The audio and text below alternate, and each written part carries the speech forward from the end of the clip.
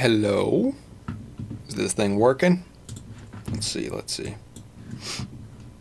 How's it going, chat? How's it going, everybody? I never say chat. I don't know why I said that. It appears to be working. Check the audio, as always. Hello to everybody that's here already. Yeah, we are working. Lovely. Did you notice I said lovely a lot in that last video? There was a clip I had in there and I lost it. But I started making fun of myself for how much I was saying the word lovely. Every time I would mount a new light, the response was always lovely. Who's here? What's up? No name, good to see ya. Might fiddle around with your 3D printer today on stream. We'll see. Hey, they're from lunchtime at work. Nice. Yeah, I'm trying a different time slot today. We'll see how it goes. Oh, now that the stream is going, my laptop is kind of cooking. Hopefully that doesn't come through on the mic too much. Francisco, hey man, do you live alone? I have one roommate. We have a 3-bedroom.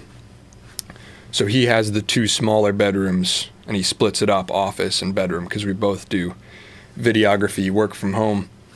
And then I have the big bedroom. So this is my bedroom and my studio. I'm asking because I'm thinking about starting a YouTube channel with similar topics, but I don't think I can speak to a camera with anyone else alone. Yep, that is a struggle, but something you gotta get past.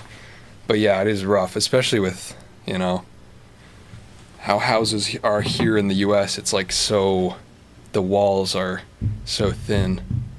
Like 30 minutes ago when I was setting up this stream, I can hear, I'm in a duplex, and so I can hear my neighbors. I've soundproofed this wall pretty good, and it seems like the second floor walls aren't as bad, but when I'm down in the kitchen, I can hear everything going on in the other unit. So yeah, it is rough. If it makes you feel any better, when I first started making videos, I was in a dorm room at college, and I was so shy to have anybody else hear me do voiceover or anything. I was making Photoshop tutorials. And what I would do is I would wait till my roommate wasn't home, because we were in the same room, it was a dorm room, and I would take my mattress off my bed and I would put it over the door so that nobody in the hallway could hear me. That's what I did. And you know, confidence builds from just doing it. But do what you can for soundproofing. That's what I'll say. The thick door that I put up here helps. I'm behind on chat. Lots of people here today. What's up? The TV for comments is great. Oh yeah, by popular request, the CRT live stream chat is back. I don't even know if you can actually read it, but it's there. I realized I have to put it kind of far away from the mic, otherwise there's interference. Listen to that. You can probably hear the buzzing when I put the mic close. What's up? Everybody's here. Nanny says he has brain damage. Hi, Ben. I bet he does. He's always got some kind of brain damage. Sounds fun to me. Sweet. Not been able to watch the video yet, but I'm here. Nice. Yeah, no worries. It is 35 minutes. It's a big commitment. Kind of an experimental upload. I've been wanting to try longer videos, so I was like, why not try it? I was not expecting it to be that long, like I said at the end of the video, because it was supposed to be just redoing a couple lights, and I thought it was going to be a 7-minute video, but here we are.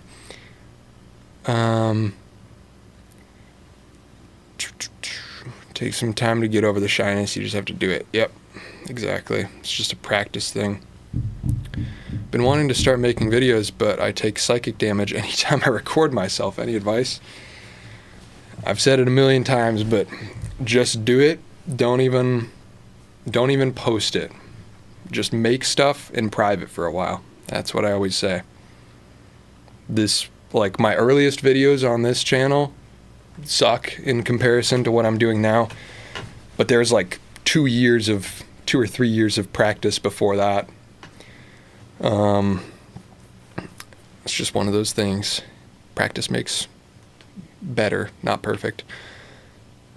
Tried to make a Photoshop tutorial today. Not great, but good practice. It is good practice. Can we get a car update? What's happened since the last upload? Not much, honestly. I haven't been driving a lot.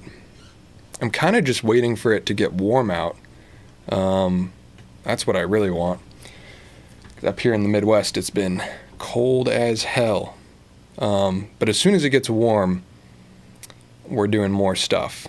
I think one of the next things I'm going to try to do is fabricate some seat mounts. I need to get back in my welding bag, get more practice on the welder. Because, yeah, I want the seats to move back and lower a little bit is what I want, because I'm a taller dude, and so more legroom is always good. And the 4Runner is a small car. Like, the new ones are big, obviously, like all the trucks now are big, but the 90s, the 3rd gen 4Runners are actually pretty tight fit. Love the longer style video. Watched it during work this morning. Thank you. I appreciate it. Yeah, I was just thinking about it because I'm like, the videos that I watch on YouTube are longer. Like, I put on stuff in the background while I'm working.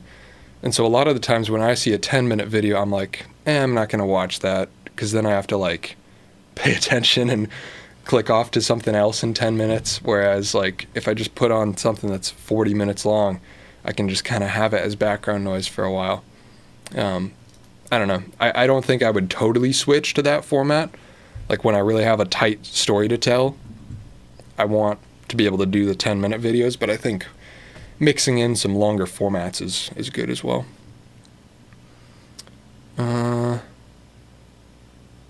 It's a great way to show how long it takes for a picture to pop up on the screen behind you. Yeah, true.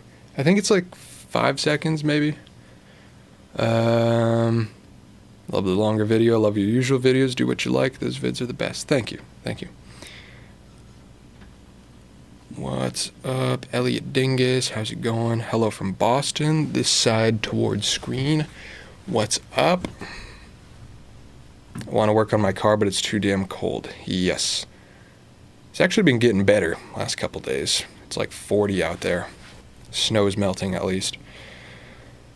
Can we get a 3D printer update? Possibly pulling out the 3D printer and printing a little benchy today. I think that might be in the cards.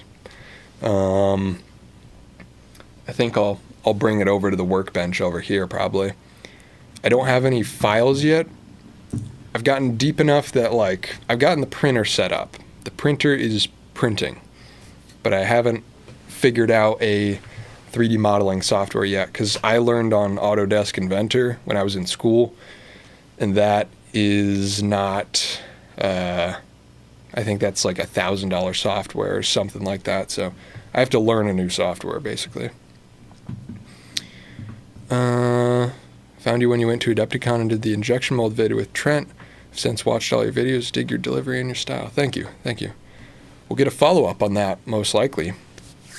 Except Adepticon is in Milwaukee this year instead of Chicago, so it's a bit further for me in Indianapolis. But, yeah, that's coming up. End of March, I think. So, injection mold update. The machine will be getting some improvements. You may have noticed in the final B-roll, actually, I kind of moved things around a little bit, right? It's hard to point. Right there. This is the new home of the injection molder. But I think the next set of upgrades, I'm going to make it bigger. It's going to have a bigger melting chamber, so I can do 2 cubic inches of injection instead of one, and I'm going to put a motor on it, I think, if I can manage it. So it'll kind of force it down instead of me having to hand crank it every time. And then we'll run it out of the back of the truck, whatever the truck looks like by the end of March. That's the plan. But it might be cold as hell in Milwaukee still. That's pretty far north. I don't know. We'll see. Maybe the convention center will let us run the injection molder indoors. I don't know. Monsma summer this year? Hopefully a lot of stuff going down. A lot of videos, probably. You gonna put a winch on the car once it's done? Maybe a fabricated bumper for it, if so? I think so. There'll definitely be a fabricated bumper. I don't know if I have a good reason to buy a winch. I really want a winch, but I don't know if I have a good reason to have one. Something I was thinking about, because winches are kind of expensive. There's like these engine hoists, like general purpose chain hoists that you can put on a gantry crane or whatever. And you can get those up to like 4 or 5 tons or whatever. Or I think you can get them way higher than that. But at Harbor Freight, they have a couple ton option. And those are like $70. So I kind of wonder, do I just keep a chain hoist in my car instead of buying a winch? And then if I ever need to pull anybody out of a ditch or something, it would work. Because a winch is the kind of thing that like maybe I get 2 good uses in a year. So not really something that I want to spend $600 on or whatever. But it would look sick. Vice mounted to the rear bumper would be sick. Vice will probably be on there for sure. I also just got the deal of the century on a generator. I wanted a generator so I can run more like intense power tools. I had an inverter on my car battery, and that was good enough to run the injection molder, but anything with motors, circular saws, well, I guess my circular saw is battery, but you know, if I'm running a jigsaw or something, it doesn't cut it. So I wanted a generator, but I was like, I don't want to spend real money on a generator. I went into Harbor Freight, and they had an open box generator, like a return, marked down from the one I wanted was like $500 something. This one was marked down to $308. And then that weekend, there was a 15% off one single item coupon, and they let me stack that. And then they let me stack my employee discount because I'm picking up a couple shifts to make ends meet right now. So I got the 36% off from open box, 15% off coupon, 20% off employee discount, and I got the $500 generator for $200. So I'm proud of that. That'll be mounted in the back of the Tucson so I can run major stuff. I'm getting ads from live streams. What the hell? Yep. Sorry about that. It is what it is. YouTube. Lighting looks good. Thank you. Might finally be brave enough to mount the gas tank on the project car tonight. Spooky. I'll be awaiting updates in Discord. Oh yeah, Discord shout out, by the way. I haven't mentioned the Discord in a while. I need to push it in a video again. But we're still getting a lot of members in, even though I mention it nowhere except for the descriptions of the videos. Let me put a link in, actually. It's probably in the description too. But nice community there. If you want to just chat about your project, show things off. Print a Bodie, Benchies are now illegal. Just in time for Benchy to get pulled from the internet. What's that about? Kind of sad. Benchy looks cool. I think I saw a thumbnail that was we're not using Benchy anymore. And I'm I didn't watch it, so I don't know. I don't know what the story is. I'd be curious to hear. I'm a little behind. There are free high-end programs to make your things. Free ones are the same and pay for ones. But you only get 1 or 2 things that'll be saved in the cloud. You can just save it to the PC. Nice. Yeah, I don't like cloud storage anyway. Hello from Pakistan. Hello from Indianapolis. absolutely love your videos, especially your storytelling. Also, random question, but where do you find the music for your videos? I want to use similar music as well. I make my own music. So on my second channel, which is in the description, it's Bevman, Bevman. I posted season 1 of the tracks that I made. So there's 8 tracks that you can download and use for whatever. And then on my website, if you're a paying member, if you're paying $5 a month or whatever, there are downloads for everything that I've made. So all, I think 18 or 19 tracks that I've done to date. And I put new ones up as soon as the video goes up too. So those are there for your use if you want. But the first 8 are free on my second channel. Hello from Quebec, Canada. I love the old tube chat behind you. Thank you. Literally just finished your lighting video, and man, it was rad. Made me feel like something warm inside. Keep killing it. Thank you. I'm behind on chat. I gotta skip. I think the Benchy has no derivatives license, and they've started enforcing it. Interesting. People who owned the copyright for it started pulling remixes from printables and being assholes about it. Huh. I'll have to look into that. That's rough.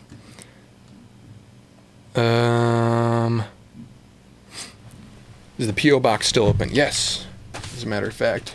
It's been a minute because I haven't streamed in, has it been like 2 months? I'll be streaming more consistently now. It was just kind of a chaotic couple months. And I didn't really have a car to get to the P.O. box. I've got a handful of things today. Open those in a second. But yeah, P.O. box is still open.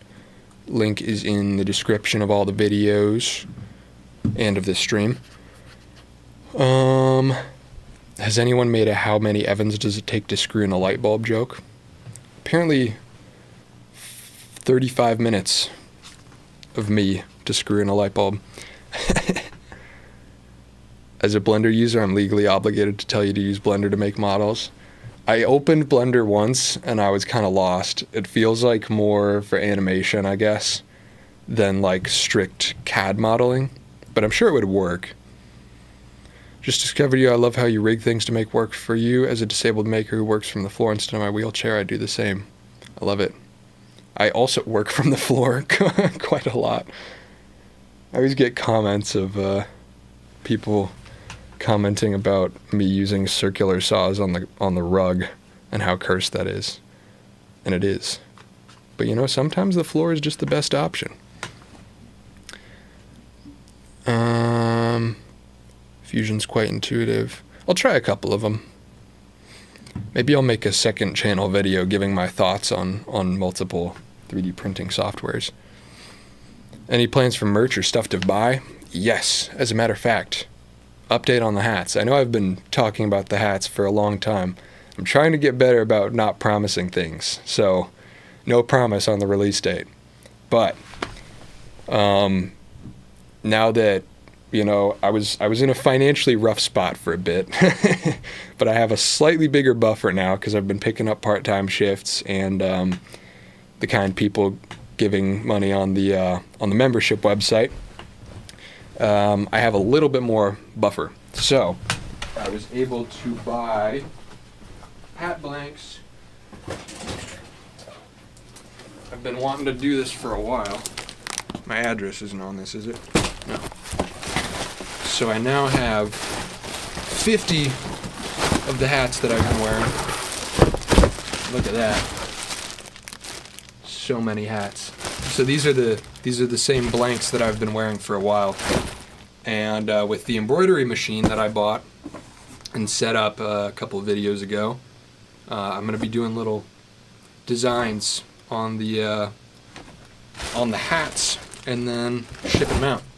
So we have the green ones that you see me wearing in all the videos, and now as well we have black ones. So these will be available sometime, no promises. Where's a black one? There it is. Here's the black.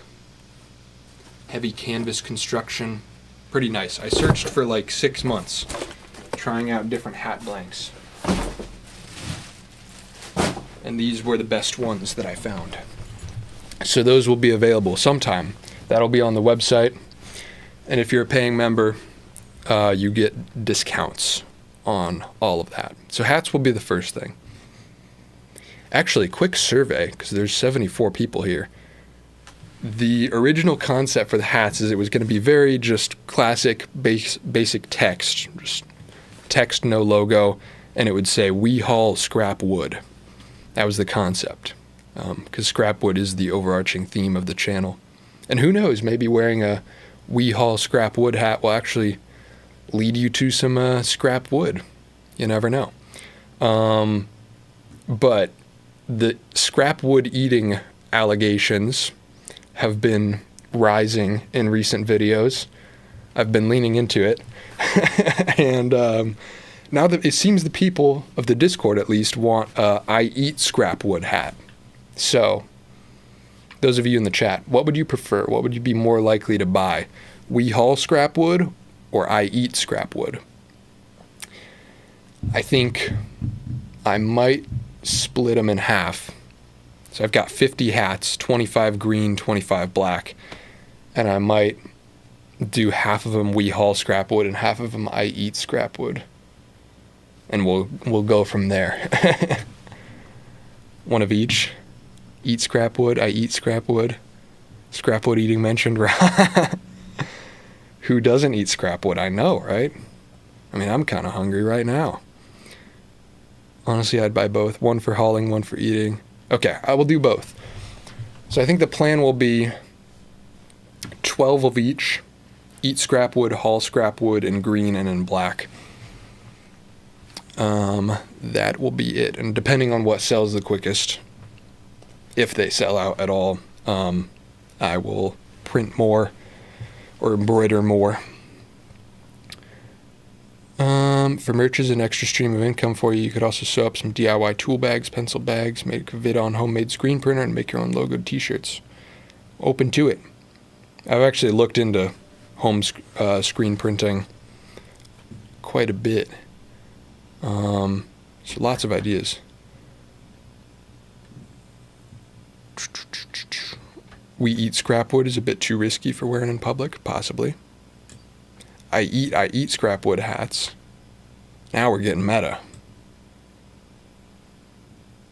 Thank you for the input, everybody. Where was I?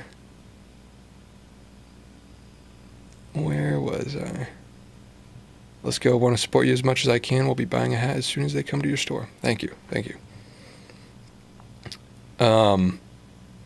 I believe they will be $35, which is, I think that's pretty standard for YouTube merch. But most people charging $35 are giving you like a drop shipped hat that somebody else prints. I went and found the nicest hat blank that I could find, bringing them into my studio myself and embroidering them. So I don't know. Down the road, if I'm able to mass produce things, I'd like to go cheaper, but I think $35 is fair. So that's around the price point that they will be. Just want to say that video where you chopped the top off the model Hyundai, that gave me goosebumps. I'm glad that project will live on. Thank you. He's still up there, the little model. And one day, we'll be doing that to the real car. Fairly soon, possibly, as soon as it gets warm out. As you might have seen in the lighting video, I bought a metal cutting saw. The Harbor Freight employee discount is treating me well. So I feel like that's going to be a lot safer than angle grinding large amounts of steel. Butter plays with $9.99. Live, laugh, scrap wood. Thank you. I could wood burn, live, laugh, scrap wood onto a piece of scrap wood and send them to people. Tiny bit of audio desync. I don't think there's anything I can do about that, unfortunately. I'll look into it for the next stream. Thanks for letting me know. All right. Almost caught up. Glad I could catch a live stream. Thanks for adding the book/writing channel on Discord, by the way. Yep. Trying to keep adding more stuff as the Discord grows. Where'd you go to school? How long did you live in Cleveland for? Where did I go to school? When I said I was going to school, or when I said I tried 3D printing in school, that was high school. I lived in a town that had some industry there, small town, but so one of the local industries paid for 3D printers for the high school, which was pretty sick. So they were trying to get kids into the technology so that they could hire them later, I guess. And then I went to college for 2 years at a small university up in Michigan, which was probably not, if I had to do it again, I'd go to a community school where I loaded up on less debt. But dropped out after 2 years, and here I am. And then I went to Bloomington, Indiana, where Indiana University is, and lived with my friends that were going there. That's one of the earliest videos on my channel, when I moved into their basement.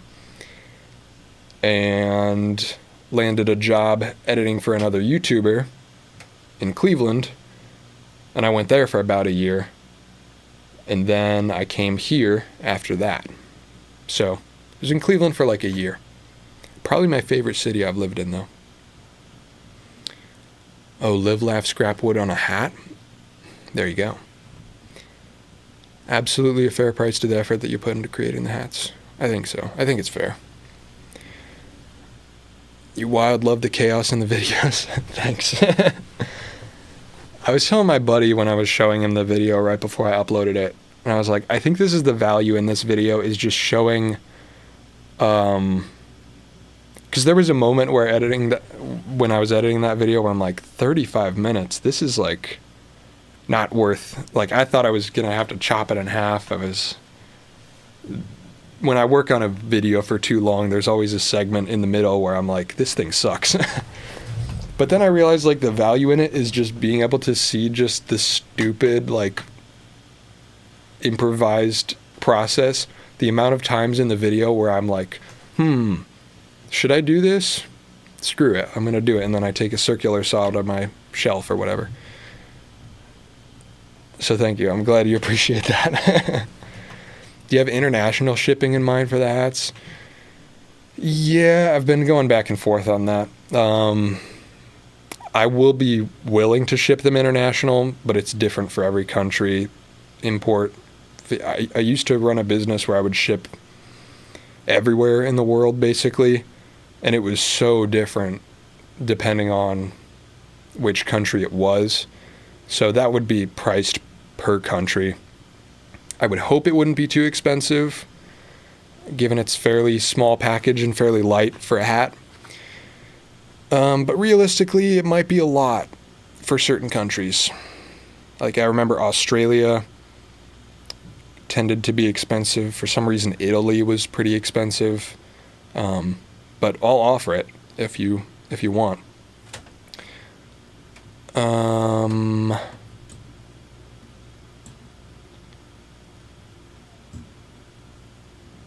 David Fogler at the Cinedrome just did a great video about home screen printing his merch. Check it out if you haven't. Hi from the UK. Sweet, I will check that out. Yeah, it's something I've looked into before. I think the biggest issue is space. I think maybe I could set it up in my basement, and that might be the way to do it. And initial investment. But, if the hats sell out quick, then I've got a little bit of money to mess with. The 3D printer in high school, the maker pipeline is real, also happened to me. And Casey Neistat was vlogging at the same time. That's really what did it. Put me in a room with a 3D printer and Casey Neistat, and I would they blocked YouTube on the school Wi-Fi, so I would download it to my iPod, and then I would watch Casey's vlogs at school. Until VPNs came out, and then I was able to get around it. Good times. Are you back to working at Harbor Freight? Yeah, I'm picking up shifts here and there. Don't come looking for me, though. Even if you could find which one I work at. Yeah, the employee discount is useful for my activities, and just a little bit of buffer zone. I started working there when the Tucson broke down because, I was making just enough money, maybe, each month to, like, pay the bills. Like, barely making it up to the edge on the first of each month, and then I had no like, if you go back and look through all the videos I posted in October, I think I spent money in 2 of them out of the 10 videos that I posted. And that was like buying the $30 hand plane and buying the $20 camera. And that was it. So, yeah, Harbor Freight is helping out a little bit. Just offering some buffer. But I should be good soon if the hats go well. I don't believe Evan has used Phillips screws for years. That's true. That is true. We'll probably watch anything you make. We'll see. I'm testing that. I'm testing that by posting a 35-minute video on light bulbs. 31-year-old psychiatrist here with no handy skills whatsoever, but love your videos. Hell yeah. Thank you. I gotta skip ahead. With everything that happened a couple days ago with Trump and Colombia, I'll end up paying $90 for the hat. Possibly. I'm not tuned in on the news, but yeah, if import fees and trade wars are happening, I shouldn't get into all that. But yeah, international shipping could be harder this year. We'll see. We will see. Can confirm 3D printer in high school, now design 3D printers. Sick. I didn't know that. Make something every day. October's coming back this year, right? Absolutely. Bigger and better, hopefully. That explains why you can afford light bulbs. I know, right? I went to Lowe's twice in that video. It's crazy. So unlike me.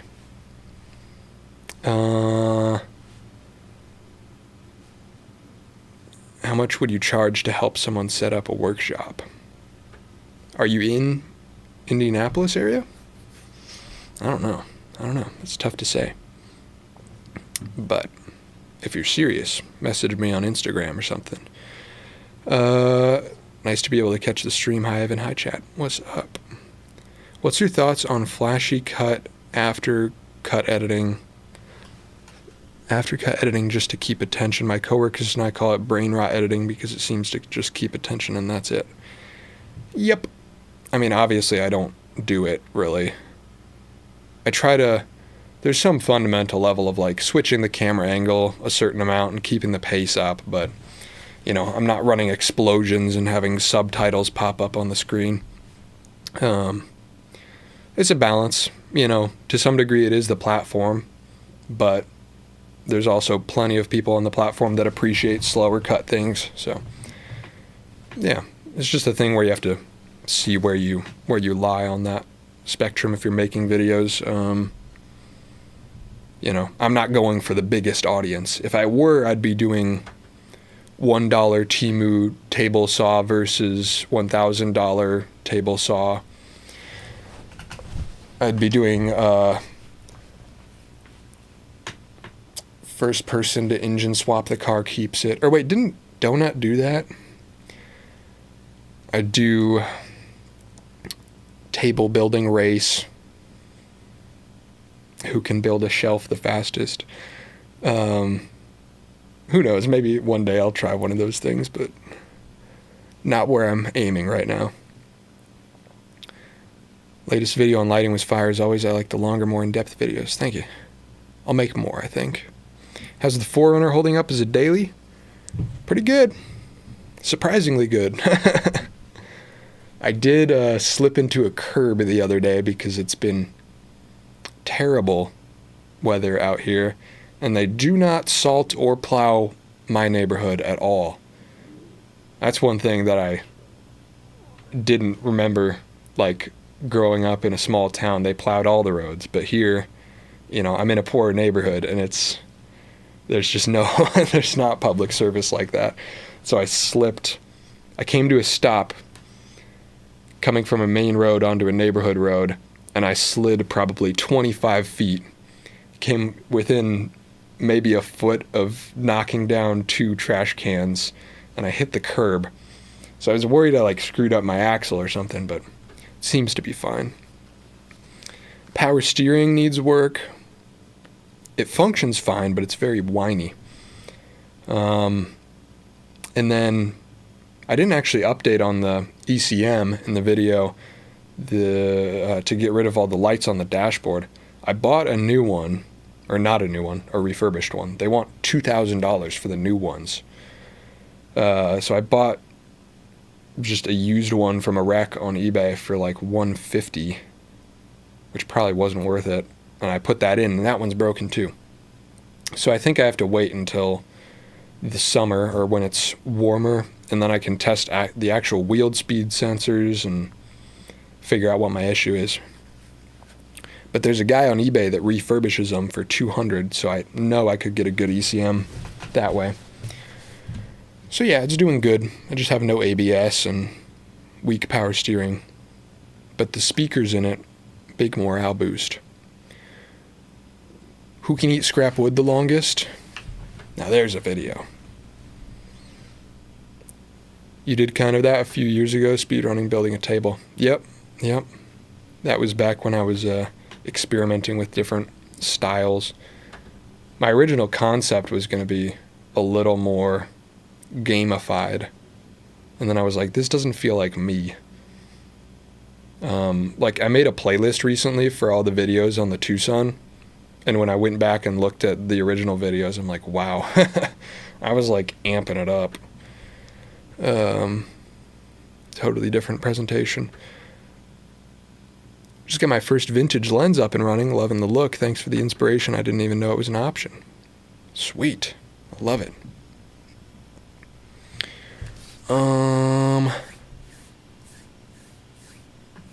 Is there snow where you are? There still is, yes. It hasn't snowed in a bit, but it's taking a while to melt. Jurian, what's up? How's life? Haven't seen you in a bit. Good. We're on the up and up. Getting back in the flow of making things. You could be on my favorite channel on YouTube, man. Been binge watching your vids. Fuck with you heavy. Thank you, Sumo. Thank you.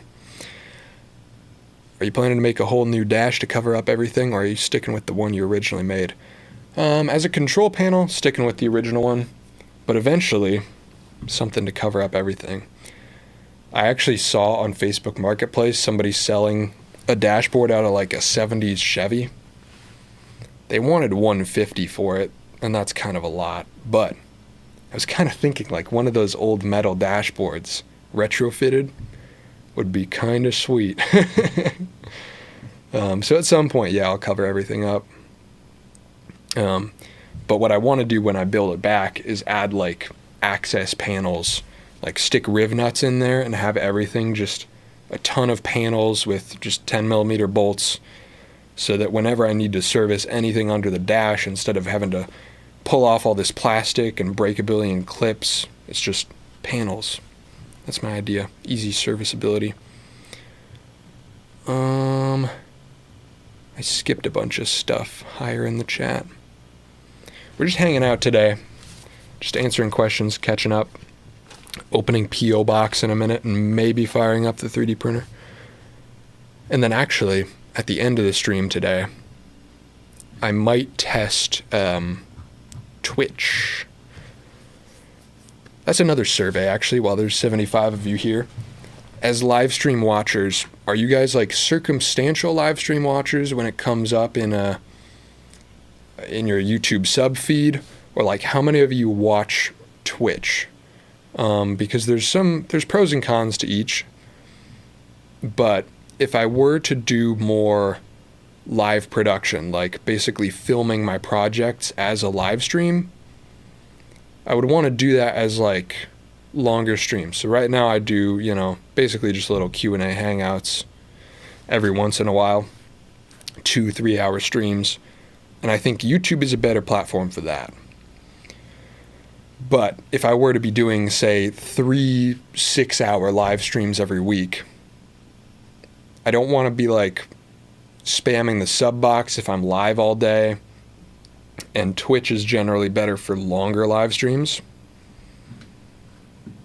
I only watch YouTube when live stream come up. I'm sure it'll be biased here because obviously we're on a YouTube live stream, but I'm curious. I watch Twitch but prefer YouTube for streams. What's a Twitch? Only YouTube. Have YouTube Red, so I'd rather support you on here. True, no ads. Much more likely to watch a stream on YouTube. Okay, so it's very heavily leaned towards YouTube. Sumo says Twitch is better. Okay, we have a couple Twitches. My thought process is, I guess, longer streams. If I were to be live most of the, so like, say the lighting video, that ended up being 35 minutes, but I produced it as if it were a live stream. So like I'm talking to camera the whole time instead of silently working and doing voiceover after. So that video could have been a series of 3 6-hour live streams, right? And if I were live all the time on YouTube, it's always in your sub box. It's kind of in the way. And then you have to like schedule the streams, and YouTube viewers tend to be less sticky because, you know, you're scrolling recommended. Twitch is much more like a second monitor, put it on and just let it ride. I personally watch Twitch live streams more because I like just having something in the background while I'm working. So I don't know. I think when I end stream today, I'm going to go live on Twitch. And those of you that want to help test out or whatever, or just see what Twitch is like, you can follow over there. Because I've never streamed on there, so I just want to test it. I like being able to rewind in YouTube streams. That's true. You could make a live YouTube channel. It's true. Or I could multi-stream. Check the power steering fluid. That's probably it. Hoping it's not the pump, but that wouldn't be too bad if it was. There's no reason you can't have long streams on YouTube. Yeah. If you're over 12 hours, it won't save the VOD, but I don't think I'd be doing that. The reason I say that is like Twitch people watch as TV. Like they put a stream up and then just let it sit there. YouTube, the average watch duration within a stream will be lower. I don't know. That's just my theory. What's your Twitch channel? Evan Monsma. I'll link it. You can be the first follower. Who knows if it'll get used, but I'm going to test it today at least. Where was I? There were some other questions I wanted to answer. I talked about the dash. Maybe it's been already asked, but why didn't you go the smart bulb road? I know I was really reluctant at first, but now I wouldn't change them. I've tried smart bulbs before. So the 2 colored bulbs in there are smart, but I kind of hate them. I mean, I haven't tried all the brands. I'm sure there's a better brand. But the ones I tried, they were like $15 a bulb. Already crazy. You have to download a stupid app, and I try to have as little apps on my phone. Like, I don't want to use my phone as much as possible. I hate having to use apps for things that shouldn't have apps. And then you have to like program what color you want it and the temperature. And then to put it in pairing mode and reset, all you have to do is turn the light bulb off and on again twice. So if I'm screwing around with my light panel testing things, I'll accidentally put the bulbs in pairing mode. And when it's in pairing mode, they start flashing 100% white, which is like really distracting. And then you have to re-download the app and pair them again, which takes forever. They have to go to Wi-Fi, and then you have to set the color exactly what you had it before. And then the next time you accidentally put them in pairing mode, you have to do it all again. So I just like how simple the painted bulbs are, but I can see the case for smart bulbs.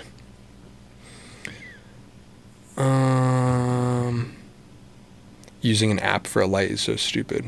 Yes. That's actually, I think that's the reason I got those light panels that I talked about in the video. That's the reason I got those for free, because my old boss bought them because of some app functionality they had, and he could never get them to pair. And so he just gave them to me. I've never tried the app, but I don't know what it's supposed to do, but they work without it, at least the basic functionality.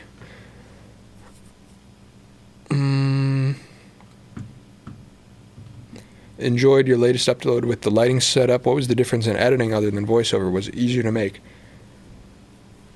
I'm still kind of processing that myself. During, it was harder to make because it was so much longer, and staring at, like, that was like 12 hours of raw footage.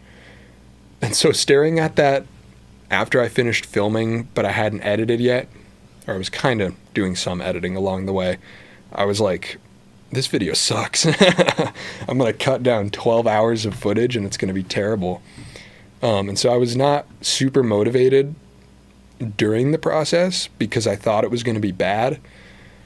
But then yesterday, the day I posted it, I woke up at like 5 a.m. I started editing at like 6. Edited until 7 p.m. or something like that. And I put all the voiceover in, put the music in, and then I realized, like, oh wait, this actually doesn't feel that different from my normal videos. This is fine. And now I think it's good. So I don't know. Now that it's up and it's done, and I saw that it like worked all right, I think I do like it. And the process in some ways is easier. I just have to control the scope. Because with voiceover, I can make a video a lot shorter, but talking live to camera ends up like 3 times as long. So it's just something I got to get adjusted to. But in theory, if I nail the format, like, I think I could produce those faster. I also like the rating and discovering of Twitch. Yeah, me too. Like, there feels like there's more of a culture there, and I guess it's more gaming based than what I'm doing, but I don't know. Just the way collaborations and things work on Twitch, it feels like you're on less of an island than on YouTube, but I don't know. Something I'd experiment with. Hey Evan, how's it going? You've had a chance to test quite a few cameras. What would you recommend for starting out a camera with micro four thirds that shoots in 4K like the Lumix G7, or an older APS-C that shoots 1080 like the A5100? Sensor size make more of a difference, or is it about having more modern software? Are those the same price? I feel like A5100 you can get for like $300, right? Is the G7 $300? I mean, I would... Oh, you're talking micro four thirds versus APS-C. Nah, they're basically the same, honestly. I mean, it's a little more crop, but in some ways, if you're filming in a tight space, I don't know what you're planning to use for, having a smaller camera is nice. And I've always preached that sensor size, like, you know, APS-C full frame, it's not that crazy of a difference. You might get more depth of field and low light with full frame, but modern APS-Cs are fine. And I'm lumping micro four thirds in with APS-C. The difference between those two is not a lot. So I would go with the more modern micro four thirds camera, I think. But honestly, either would treat you well. My home is full of smart bulbs, and I wouldn't recommend it unless you want to run a server with Home Assistant or something. You want to really get into it. Yeah, I could see it being like a hobby if you're like linking everything together. But for me, I just like stuff to be simple.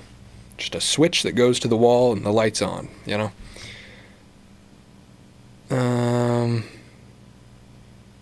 Pallet wood for a workbench surface? Why not? you're going to be sanding for a while to get it all level, because pallet wood is usually going to be warped. But it would work. I don't know. I would usually recommend plywood. I don't know if that was a genuine question or if you were referencing something else that was said, but it would work. If you have like a thickness planer, then hell yeah. Get them all super flat, join them together with wood glue. But yeah, it could work, but plywood isn't that expensive. Like that table is built with fence wood. It's actually basically just directly a fence, the section that got knocked out by a tree in my backyard. And there's like ridges where each plank is warped up or down from the next one. And like screws and stuff will get caught in there. So it's like, as a work surface, I think you probably want something flat. But you could make pallet wood flat. Look into smart switch relay. You do the wiring yourself and cheaper if you're looking for a cheap option and easy. Interesting. Home Depot had smart bulbs that were $5 each. Damn.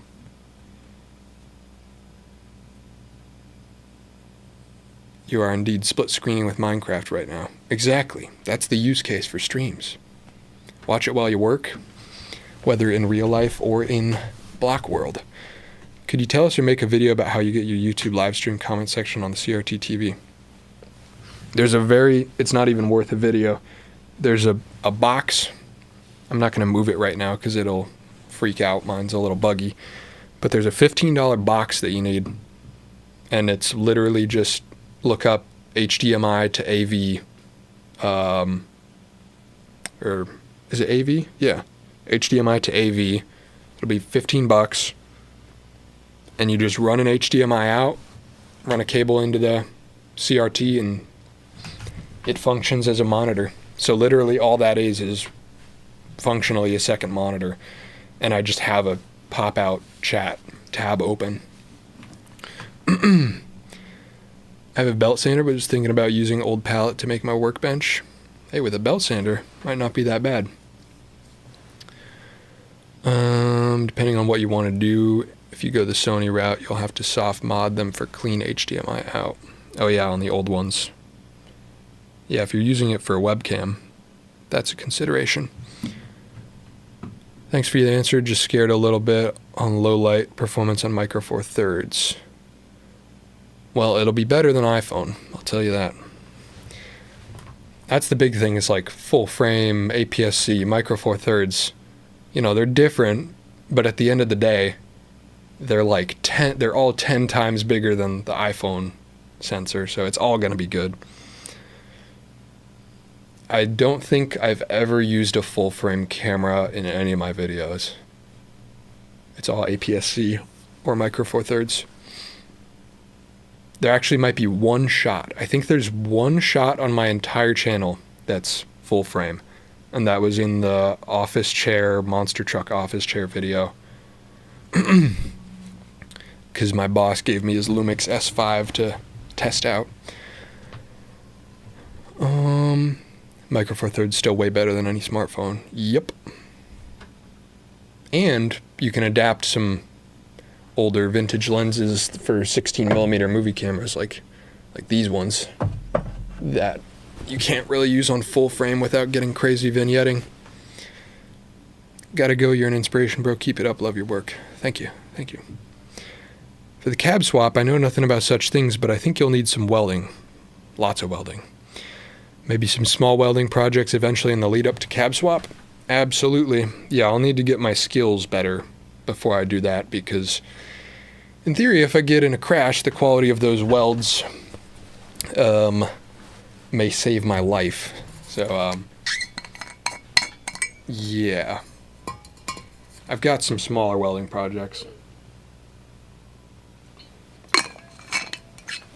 But there's plenty of steps to the plan before I get there.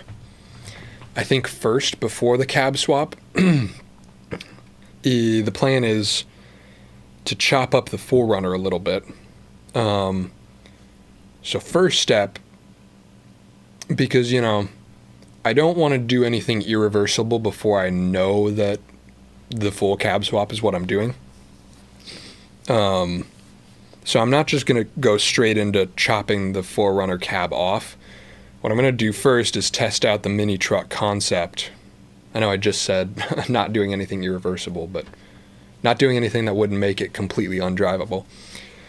So I'm going to cut the back off of it and then weld up a panel behind the front two seats. And so we'll turn the 4Runner into a Tacoma first. And then I can get the back half bare, and that'll make it a lot easier to do rust prevention on the whole frame of the back, because that's extremely important before the whole swap. So yeah, there's a lot of steps and smaller welding projects in between. Use gas, not flux core, makes a huge difference. I need to do more research. I've been looking into it, and it's like, obviously flux core is messy as hell. I have no doubt that I would be able to get cleaner looking welds using gas. But to my understanding, the actual penetration, like the strength of the weld, is not different, or not that different. It's really just the cleanliness of the weld. I might be wrong on that, but obviously I'll do a lot more research before. But yeah, looking into gas possibly. But if I only care about the structural integrity, my impression is flux core is just about as good. After the last vid, I finally finished my woodwork project, new workshop wall. Sick. It's a lot of fun. You're right, you need to give it a shot and try some craft rig, etc., and make my own soup. What was that about? Oh, you probably meant shop. More of a photo guy, but I've done some video on the Lumix GX85 with adapted FD glass. Recently, I've been using the Micro Four Third over full frame since it's much smaller, lighter. I totally agree. Full frame is big, man. Like, look at this. Look at this comparison. 5D Mark III M50. Full frame versus... And this thing weighs like twice as much. It is older, but, you know. Full frame's big, man. And the lenses are bigger, too. It's a difference. I like smaller cameras. And then there's this 1-inch sensor. That little guy. One day I'll return to this project, making my ultimate pocket camera.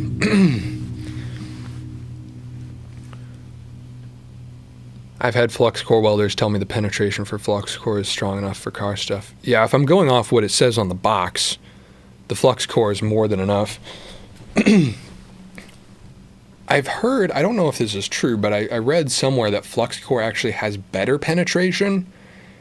And so gas is better for body work on cars because you're less likely to blow through the thinner steel.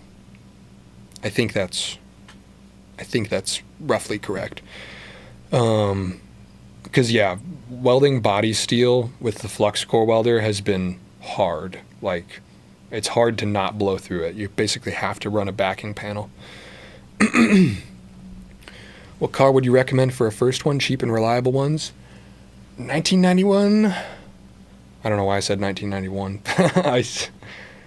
I was starting to say 1998, and then halfway through I changed to 2001. But Toyota Camry, roughly those years. Get like a 20-year-old Camry, man. Toyotas don't die. But whatever it is, something you can work on. If you're looking to do work yourself at all, don't get a minivan. Something pre-2010 probably. just so it doesn't have insane levels of computers in it. Honestly, even like 2012, 2014, that kind of stuff is fine. But the older you go, the simpler it'll be to work on. To a point. But yeah, I'd go like early 2000s. If you're in the US, maybe a US Ford or a Chevy, parts will be crazy available, but Toyota's always the king.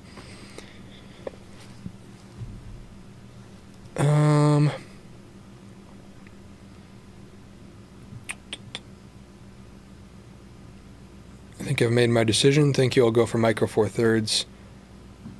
Sorry for the French sentence. Sorry, my French. No, you're good. Yeah, Micro Four Thirds is great. You're inspiring me to want to clean the garage and use it. Do it, man. Mirrorless full-frame cameras are smaller nowadays. That's true. A7C, Sigma FP. But, you know, I can take it or leave it. Lumix S5 is cool. I've just never felt the need to have a full-frame camera. Because with APS-C, you can use like 16mm C-mount lenses, and you can also speed boost full-frame lenses. So if you don't care about how big the lens is, you can use full-frame lenses, speed boost them down, get them brighter. It's just more tinkering potential, I feel like. Current camera setup is a Zcam E2 M4 with a speed booster and a Nikon 28mm from the 80s. I love that setup. That's sick.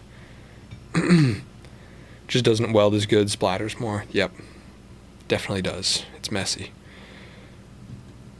Hey, have a nice job on the new lights for the shop. Gave a whole new feel for the shop. I agree.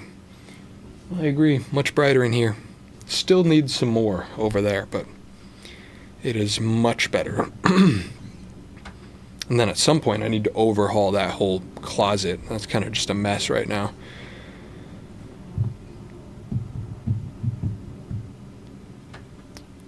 Choose something old you can still find alive in the road. Toyota pickups, Corollas, and Camrys. Yep. After switching to gas, I would never go back. Yeah, the other concern for me is like space and just having gas around because I don't weld that often. And it's like, what do I do with the canisters? Because I'm tight on space generally.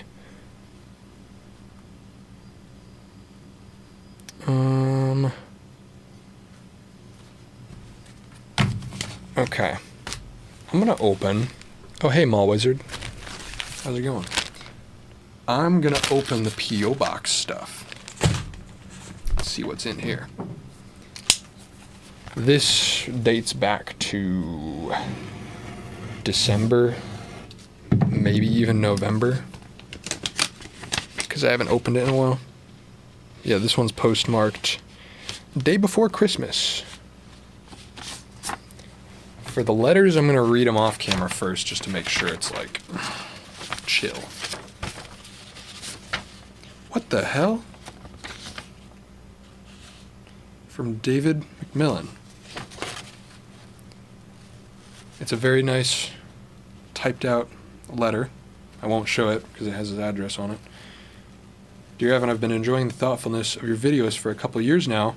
Very much appreciate the fact that you're following your path and taking the risks that when I was your age, I did not. This is just a little bit to help you get through so that you can continue to do so. Regards, David M. He sent me a check. I don't know if he would want me to say how much it is, but it's generous. Thank you, David. I appreciate that a lot. And the meaningful note and hand-signed signature. Wow. That's very generous. Thank you. Thank you. Well, that was a good first one to open. Daniel Cohen. Oh, I gotta be careful to not show any return addresses.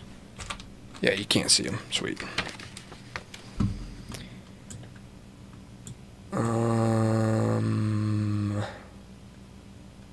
Yeah, no, I didn't show anything. I gotta be more careful about that. Daniel Cohen. Oh, he sent me a message before. More Bible verses handpicked for me. Thank you, Daniel. I appreciate it.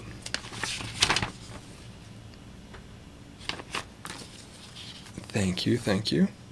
I wonder if that's the same one that I got before. I'll have to check. Oh, another one from Bartlett. I think it was Todd. Todd Bartlett. I think he sent me something before. It's the last of the letters, and then there's 2 packages. We're at 90 viewers. Dang. We have not broken 100 before on this stream, so that's crazy. What's the chat saying? New lighting looks sick. Thank you. Hurt my elbow carrying my A7 IV with an 85mm all day. Yeah, that's a big one. That's a big one.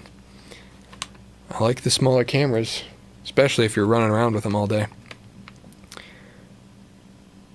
I love how your workspace flows so well. How do you, visualize it? My garage is a mess.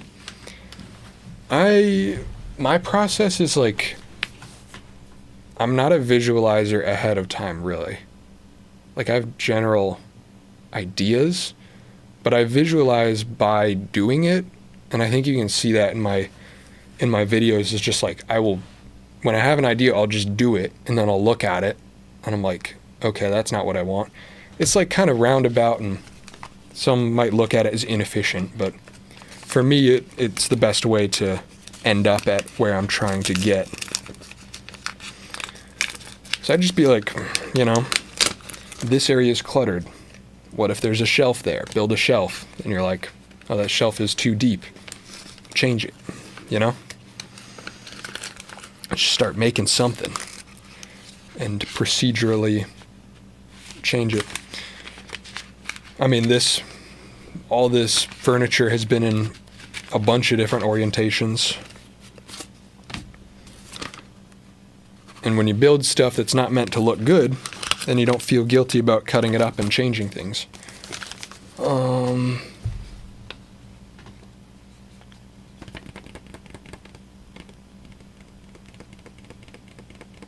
What do you think about Bisley drawers? I don't know what that is. Just got to get started on it, and the rest comes after. Exactly. Don't get paralyzed by the planning stage. Just start making. Just redid my whole garage and started by throwing lots of old shit away. That's a good place to start. All right. From Todd Bartlett. I like that sticker. Remember, kids, electricity will kill you. I love it. Another long handwritten note from Todd.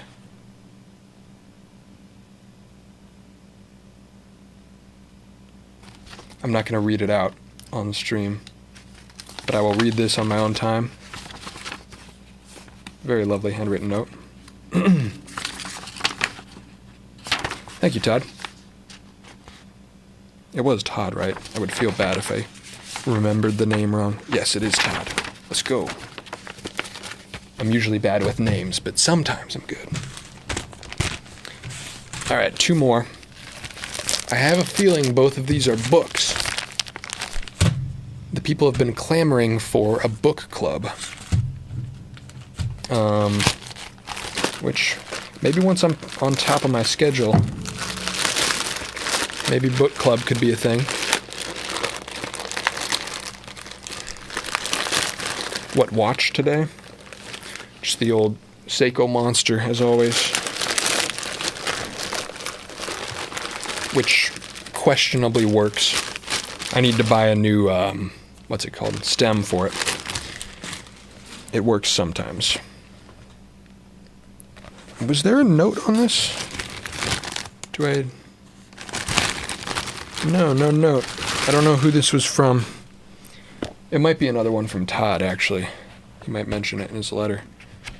The War of Art. Break through the blocks and win your inner creative battles. Stephen Pressfield. Interesting. I like the sound of that. A professional accepts no excuses. A professional plays it as it lays.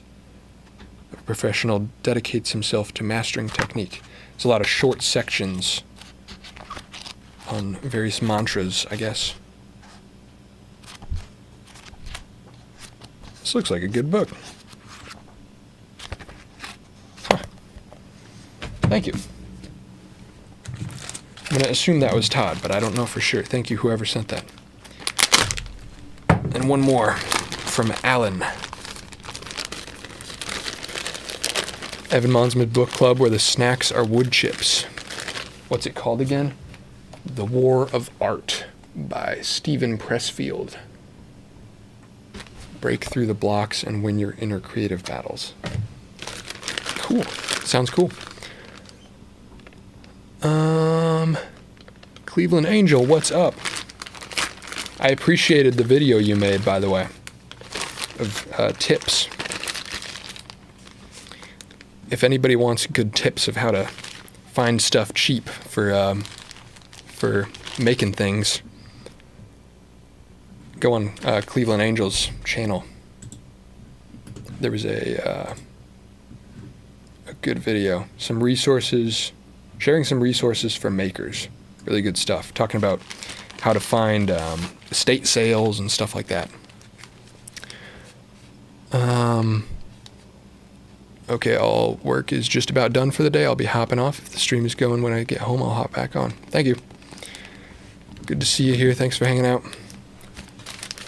We could be moved to Twitch by then for our experimental test of twitch.tv. I want that book. I recently got Art and Fear. It's a short book. Haven't finished it yet. Link vid. I'll link it. It's on Cleveland Angel's channel. Right there. Good stuff. All right, this is from Alan. Is there a letter on the back? It's the return address. Can't show that. But it is very nicely wrapped in craft paper. Oh, I think this is a zine. I think he was sending me a zine. I feel like I remember this.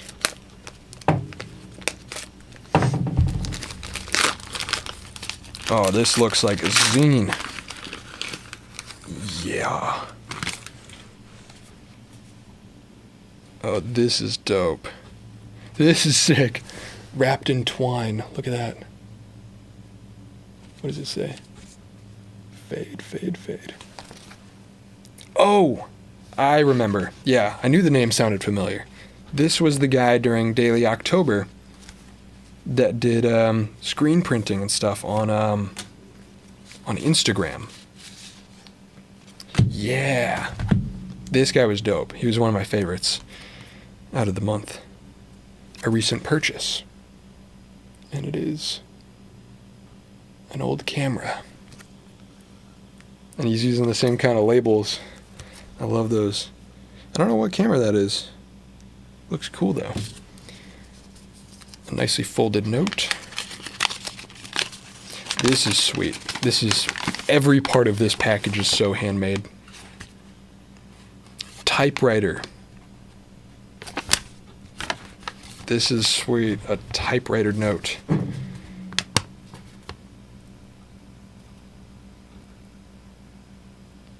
I found a YouTube channel 9 months ago when doing a deep dive on workshop upgrades. Love the chilled, have a go, see what happens attitude.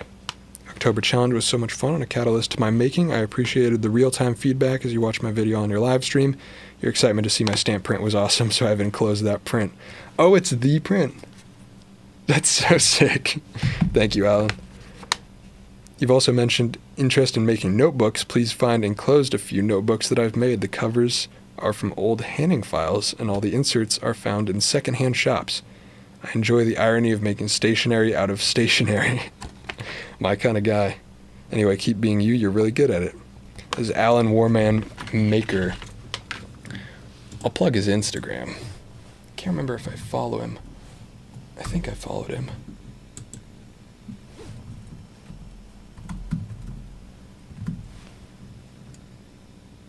I'll link him. Oh, I didn't follow him. That's a shame. There's his Instagram. But that's the typed out note. I think that's sick. And you can see the punch through the O. There's another one. When the hammer hit too hard, I guess. That's sick. And the notebooks, I'm literally going to use these. I have my stack of field notes. I'm almost out of these. These are all filled. So now I can add these to the stack and have some real handmade notebooks. That is so cool. There's the print. Oh yeah. Check that out with labels on them. I could have better lighting over here. Does that work? Notebook. Notebook. Sweet. Sweet.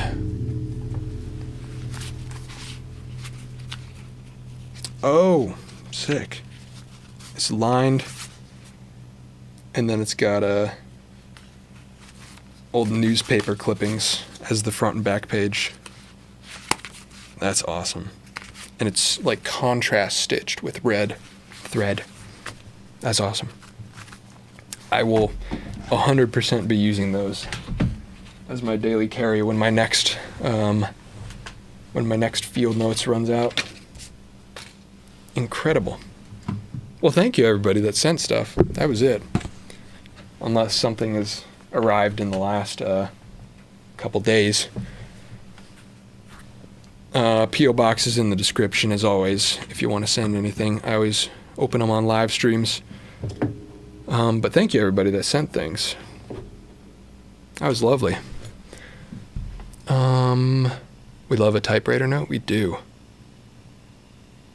Appreciate that. You inspired me to make it for you. Absolutely.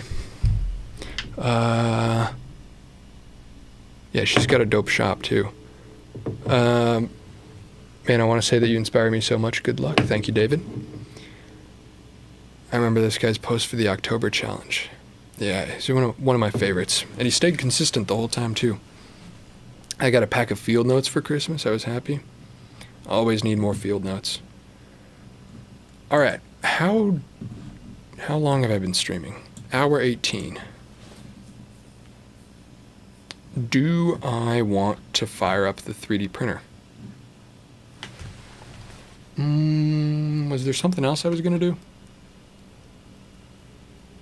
I don't remember. I did the P.O. box. Let's try firing up the 3D printer just for fun. Why not? OMG, I'm in old TV. You are. Alright, how's this gonna work? I'm gonna move it over here. Is the cable gonna reach? Who knows? Yeah, we're fine.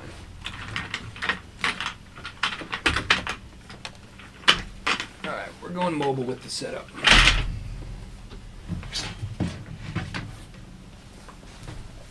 3D printer coming right up.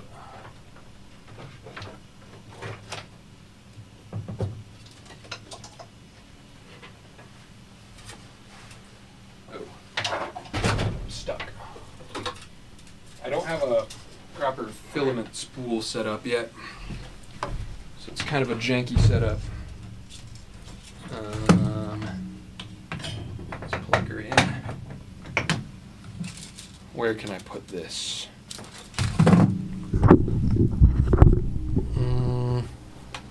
Let's change the camera angle. Let's go mobile. Let's get experimental with it.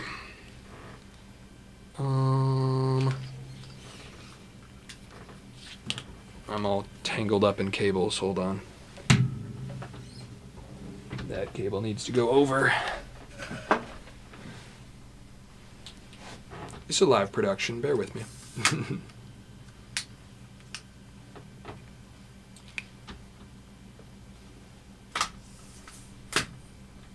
So I think I'm just going to try to print a Benchy, because that's the only file I have.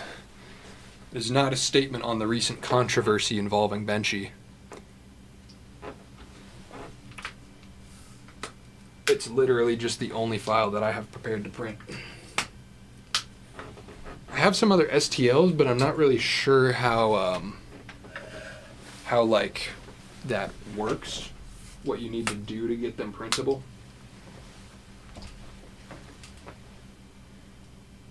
All right.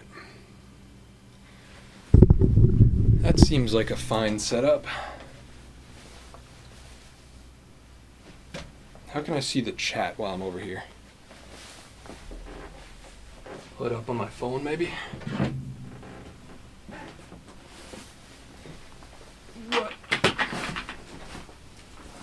What is everybody saying?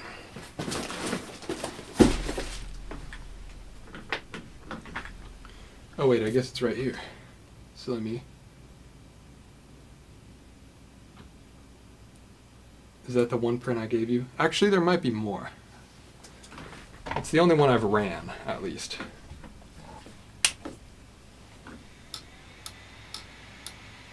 We're right here on the TV. There you are. I need to be able to scroll up though, because I'm always behind. I'm sure that's kind of loud, but whatever. Where's my stream? There it is. What's up, 3D printer test? Yep. Just popped it out.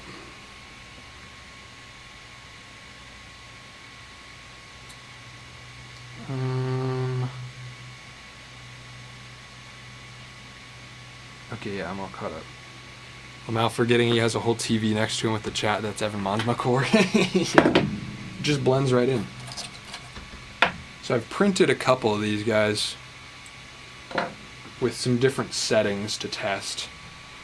How am I supposed to clean this? Is it bad practice to use a blade? Or can I just print over it?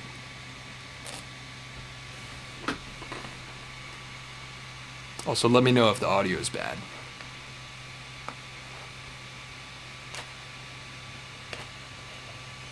There's only a little bit of junk on here.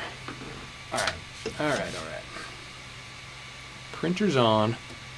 I need a spot to put this.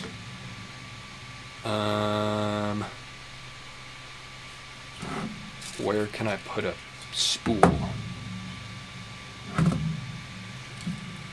Honestly, it might be fine just leaving it there. Audio spot on. Sick. Depending on the material of the bed, you can use any scraper on it. Just be careful with scratching it. Okay. Sweet.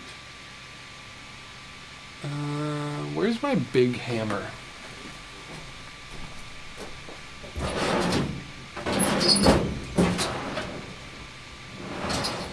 Lost it. I was gonna use my big hammer as a spool holder, but you know what? I'm just gonna leave it there because I'll be watching it anyway. Prints, Benchy,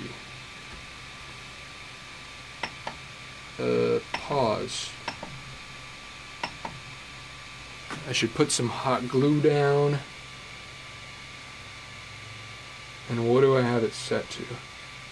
I ran a test that was like maximum print speed and maximum flow rate because I just wanted to see how fast it would go. And it is significantly worse. This is the first one. Come on. Yeah. So it got misaligned towards the top, but the general quality looks pretty good. This one was max print speed. Oh, come on. This was max print speed, and it still, like, generally looks fine. I wanted to test that because I feel like for certain parts where I don't care how it looks, there might be a use case for that. Yeah, it's an Ender 3 V2.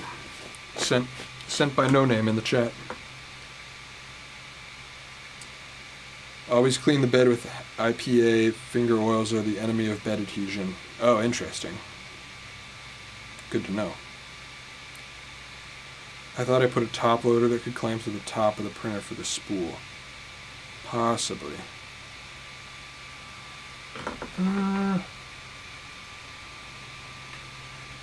Oh, it might be over there. Yeah, I'll put that on later.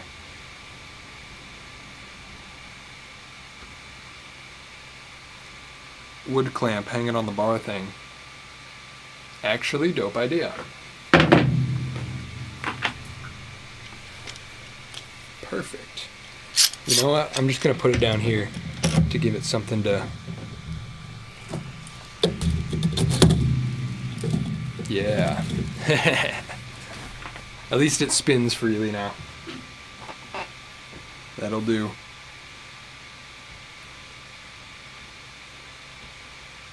Hi, can you please do a 15-minute video about how you edit your videos because I like the color grading? Probably not on the main channel, but I've talked about it a little bit before. Why are we beeping?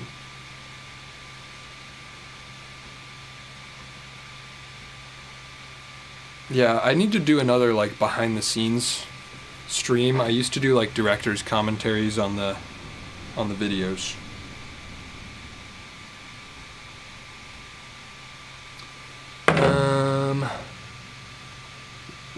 I love the copper. Yeah, the look is pretty cool. I'm moving this.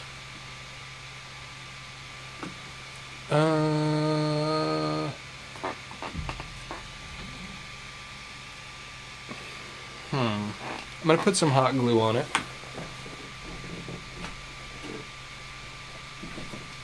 Now, I ran into an issue on my previous prints that maybe somebody will know how to fix if it happens again.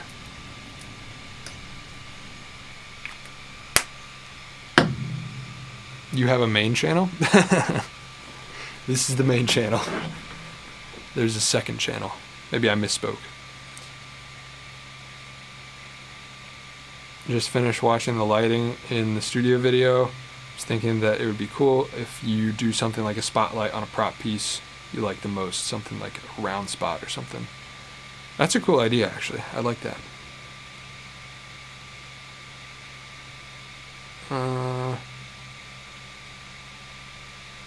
I heard the comment about finger oils on the print bed. 100% that'll fail print every time if it's not going to stick to the bed.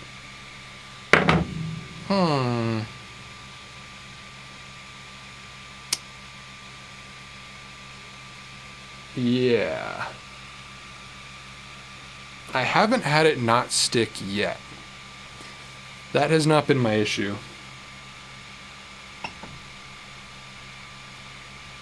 What my issue is this axis. There's something freaky about this axis. It doesn't know where it is, and I've tried to zero it, but for some reason every time I start a print, it'll try to go to home, but it thinks home is all the way over this way. And so it'll crash into the side, which is not good. Bed is heating right now. And I haven't figured out how to fix it. And I don't really want to do it too much because obviously it's, stripping gears. We'll see if it does it this time.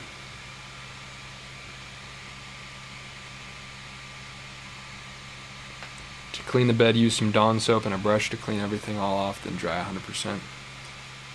Does isopropyl work? I'll do that for a print that I care about. Or if it doesn't work this time. That's good advice, though. Thank you. I'm going to try it without, I think. Just because I'm on stream. And I don't want to have to wait for it to dry or whatever.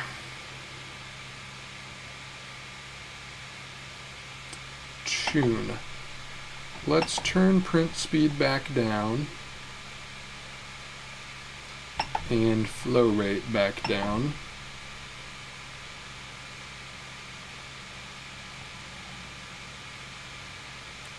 That's not right. Yeah, I know. It's not good. I haven't figured it out yet.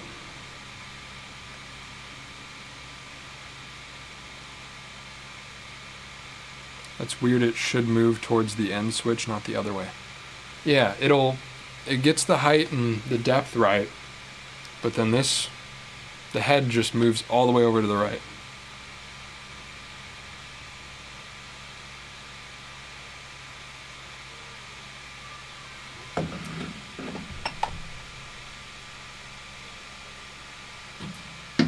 I keep timing out the heater because I haven't pressed play yet. I'm just going to press go and see what happens. And I'll stop it if it shreds itself too much. I guess it's probably an issue with homing. But I tried resetting the home and it didn't change anything, so we'll see. We'll watch the fireworks in a moment. Alright, print. Confirm. See what it does. There's also part of the way I'm approaching this this video, because I'm going to do a 3D printing video, and part of it is like 3D printing can be intimidating, and so I kind of want to make mistakes for people, like see how idiot proof it is. We're purging filament.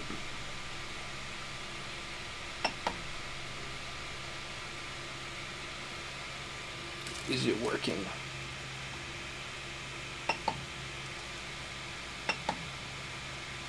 Yeah, sweet. Let me grab my little snips.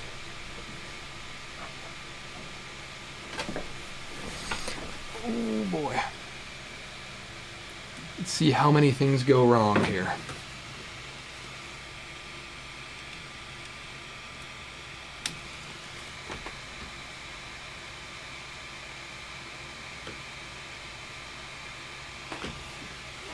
Maybe the limit switch thinks it's already pressed. Check the switch next to behind the QR code is clean and wires are on the right way. Oh, this switch.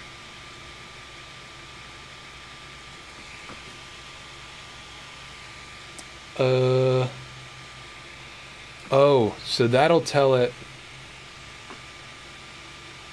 when it's all the way this way. But it's going all the way this way. So did I put something on backwards? Is that the issue? Or I plugged those wires in backwards? Is that possible?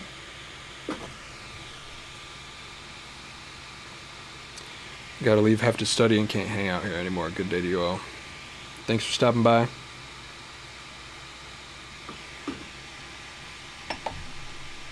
Alright, let's just see if it does it. Let's give it a shot.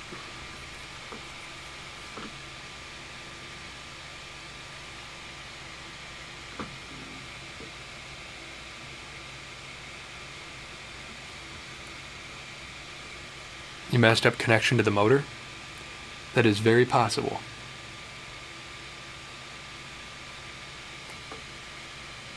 So it's going the opposite way? Wait, maybe I should pause it again. Hold on. Which one is the motor drive? Did I plug the motor in backwards? This is for the...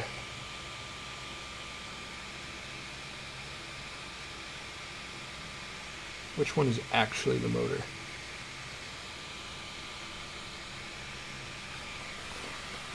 Because I assume this is for the extruder.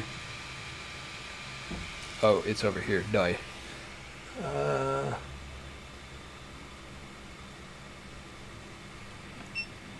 I feel like that was plugged in already.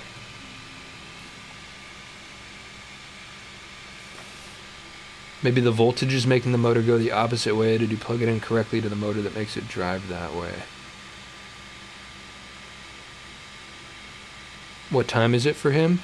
It's 4:20.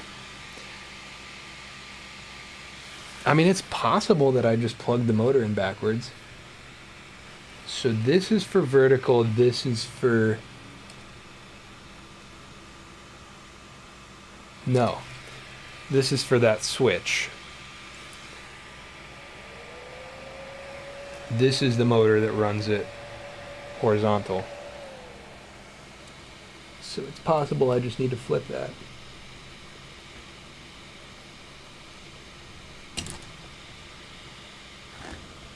No. It's an asymmetrical plug. I definitely plugged it in the right way. It should be 4 wires. Yeah, it's that one. I'm just gonna run it so you can see what happens.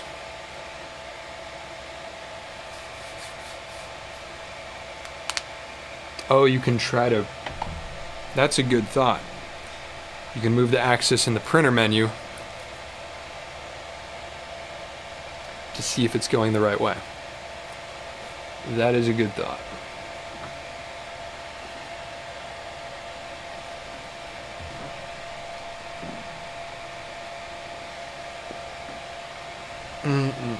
All right. I'm just going to turn it off.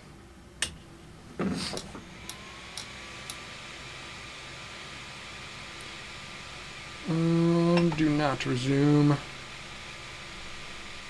Let's do manual controls. Okay, X.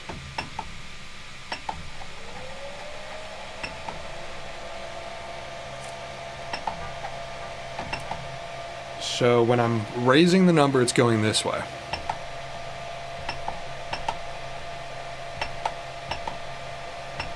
I don't know if that's how it's supposed to be. Y raising it goes this way. Z raising goes up. I believe that's the way it's supposed to go. There's an arrow on the screen that says that way.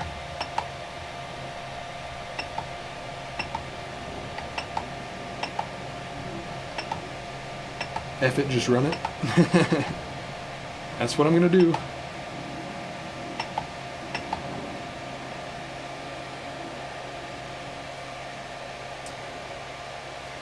That is the plan.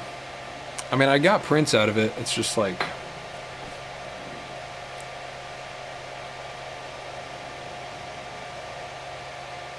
It should home itself, right? That's the idea. X crashing, and also you had an X layer shift on one print. Sounds like maybe an intermittent connection issue. You know, that would make sense. Because I looked back at the footage when this happened, and it didn't get moved. Like, nothing moved. Just that stopped. Stopped ending up at the right spot. What kind of filament you using? PLA.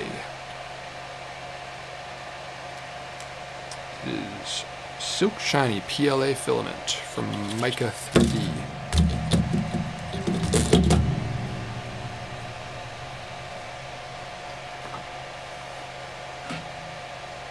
It's going to want to home before you manually move it. Yeah. I still think it's the switch behind the QR. I'm going to watch for that this time. Maybe I'm misremembering. Maybe it crashed that side. I don't know. Because I am going to say right now, before it does anything, that switch kind of looks bent.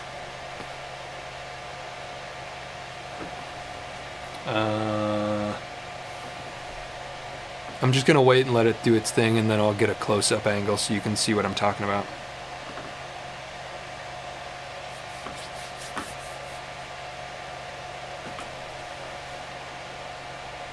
Are we there yet? I'm just saying F it, and I'm running it. You're gonna see what happens. Flashbang, hold on. New lens. Who dis?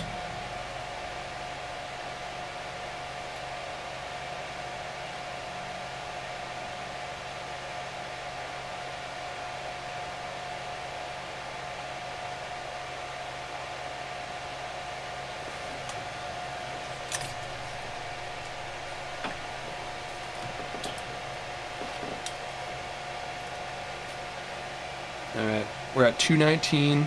Alright, there it goes, there it goes. Let's see if it does it. Yeah. See what I'm talking about? And now it's going to try to print from over here, so I'm going to stop it. Oh no, it's still parking. Shit. Don't do it. You see the issue? I don't think it's supposed to do that. No. I don't believe so. I should fix this whole mess. Yeah, so that's my issue. But I have gotten it to print even with that.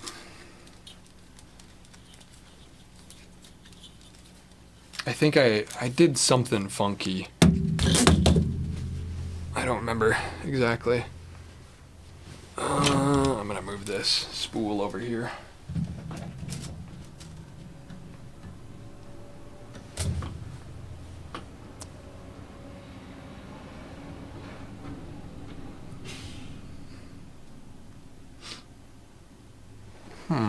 Lots of ideas. Belt tension. That's a fair idea. Let's compare this belt to that belt. Wait, where's the other belt? Is there even a belt for the vertical? No, there's not. There's a belt for this.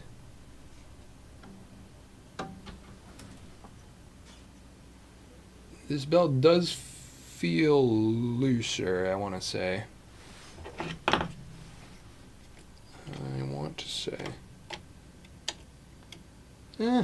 Not really, actually.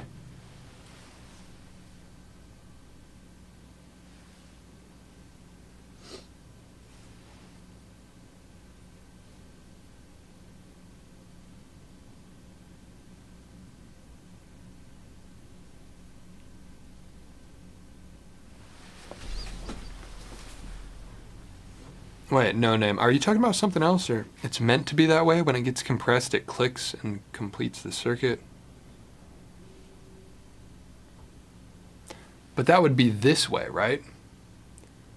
Because the switch at the end of the path is right here, but it's moving this way. Or is there a switch on this?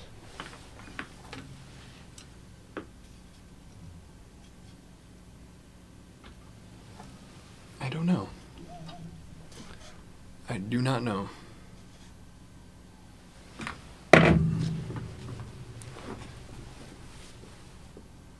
Heated hot end, you should have a heat beat cooling fan or you'll get a jam. Probably true. I'll turn it back on.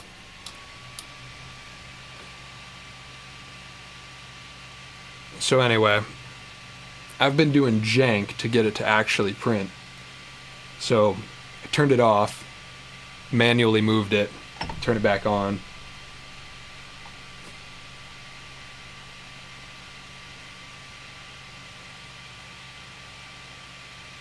I should manually click that switch. But what I don't understand is, how is that switch supposed to get tripped? Because it's on the other side. So you see what I mean about this switch looks bent? I don't feel like it's supposed to be bent like that. It's angled out this way. And I feel like it should be like that.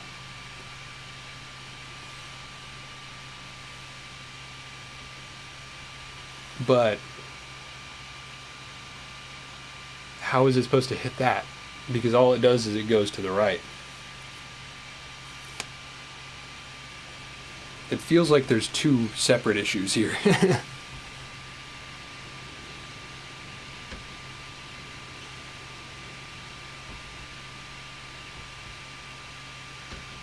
Should be flush on the PCB. That's what I'm assuming. But even if I fix that, what does that do? Because this thing's still moving that way. It's still not actually hitting that switch, you know? You understand my confusion?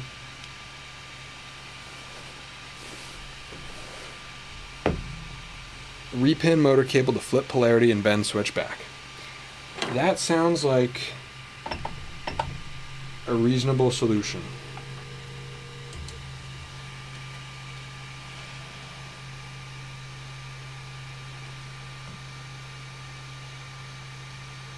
Maybe it's got left and right swapped somehow. That, it does make the most sense. You know what? What's on the other end of this cable? What? Confirm, stop print. It's gonna do it again. I hate that. Stop. Oh my God, stop.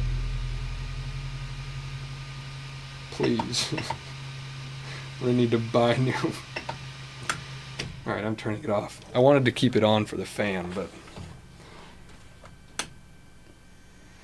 now I can turn it on and cancel it. Cancel. Okay, thank you. So here's my idea. What's on the other end of this cable? So this is the motor that's pulling that. So I need to flip polarity on this motor. This set of pins is definitely incorrectly.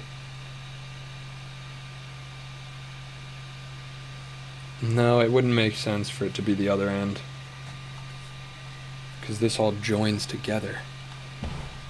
Where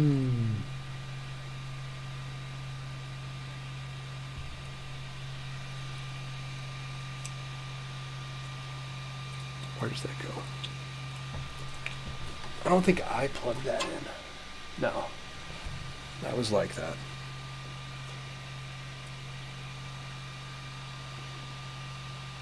The switch is shorted. The bent switch is shorted out.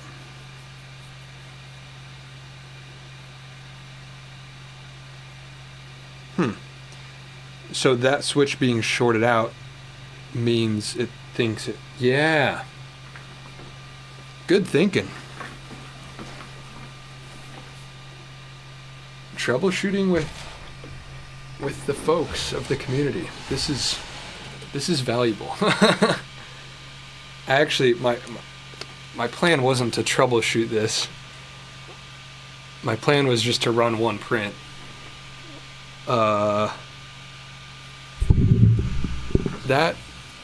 Yeah. That makes complete sense. So it thinks the switch is always triggered. And so instead of moving this way, it's assuming it's already fully that way, and then it goes this way. Yeah.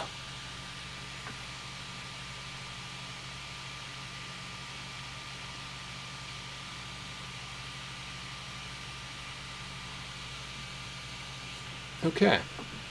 Well, thanks for the advice, folks. I'm going to need to unbolt some stuff.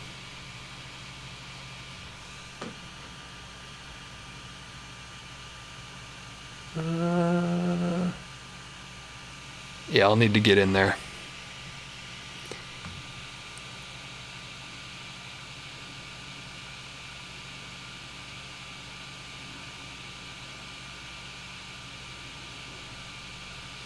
Will it always go the same distance away from the motor? If so, moving the print head manually to the left could be a bad solution. It did work. That's how I printed one of these. But that being said, I did have a shift on it, so. Bad pin connection, maybe?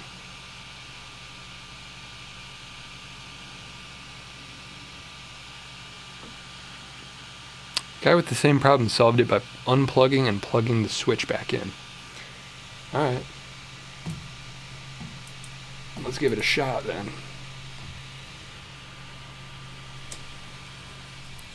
This is fun. This might end up in a video. After light video, I was curious how much you pay for electric bill. I don't know. I don't know. I think it's, with my property manager, I think it's lumped into rent. But it doesn't raise it as much as you'd think. Like in my Cleveland apartment, it was maybe $60 to $80. Let's see if the hex I need is right here on the table. That would be convenient, wouldn't it? It is.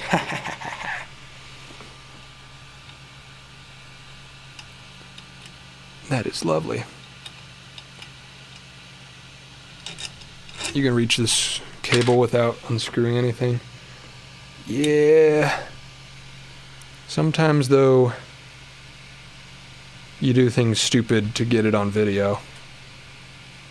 Turn it back off if hot end is cooled. Yes, it has.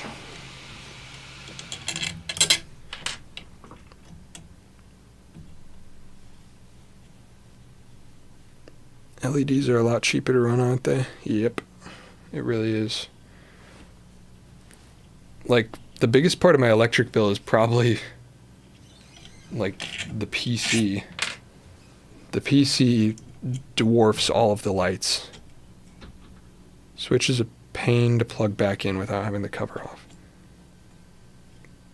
So this is worthwhile.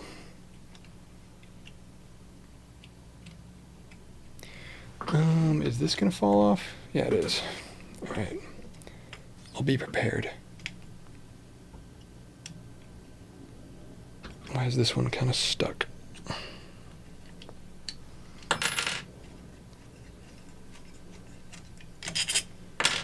Sweet.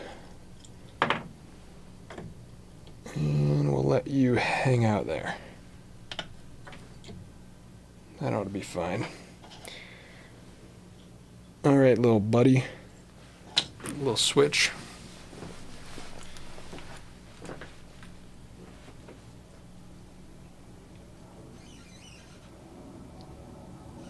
So there's our problem child.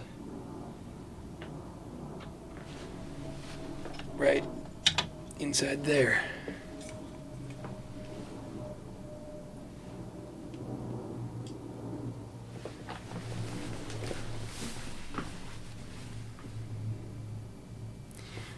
So, I need to bend this back.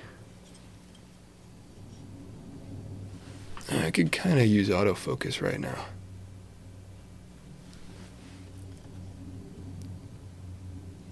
I need to bend that back into place. It kind of looks like it ripped through the circuit board a little bit. Oh, but those are just the mounts. What broke there isn't the contacts, that's the mounts, so we're fine. I wonder if just unplugging and replugging would do this trick. I'm gonna unscrew it, because that'll just give me a better angle.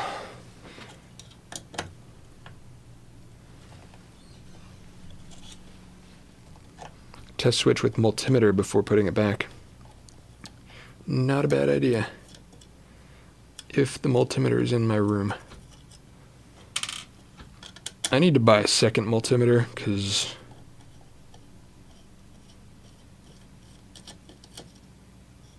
it's always bouncing between my car and here. I never actually know where it is. Where did you come from? There's another little screw. Huh. It's a mystery. Oh, that was supposed to hold the switch in. That's what failed. So, there are 2 screws, and they ripped out through the circuit board. See if we can fix that. Have you considered that the printer might just be kind of dumb?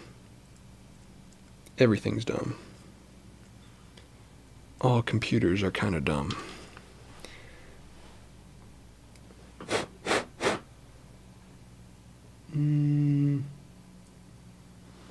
YOLO, I'm just gonna bend it.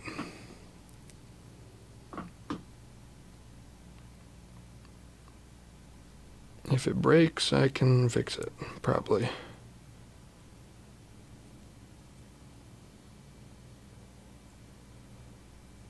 When I get off work, I'll go through my parts and see what I have sitting around. I thought I sent you everything for that printer, but still have some things.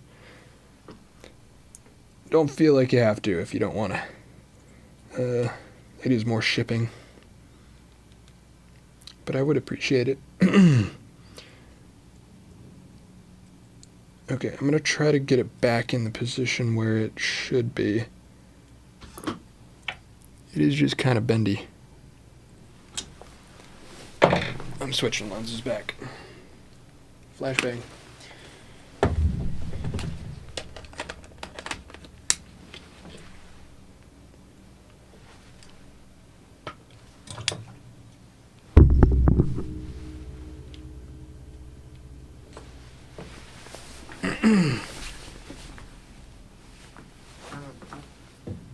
I appreciate it, no name. Beige jump scare. True. I guess this would be easier if I unplugged it first.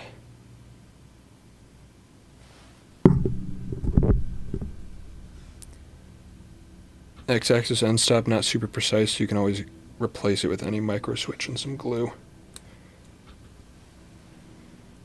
Good idea. It ain't clicking, I'll tell you that. I feel like these switches usually kind of click when you press them in. And this one is making no such noise. So it honestly could be a bad component. But only one way to find out, and that way is with a multimeter.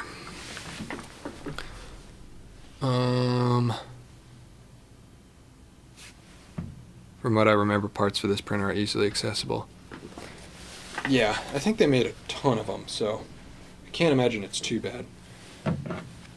Is my multimeter in this room? Nope. Alright. Hold on.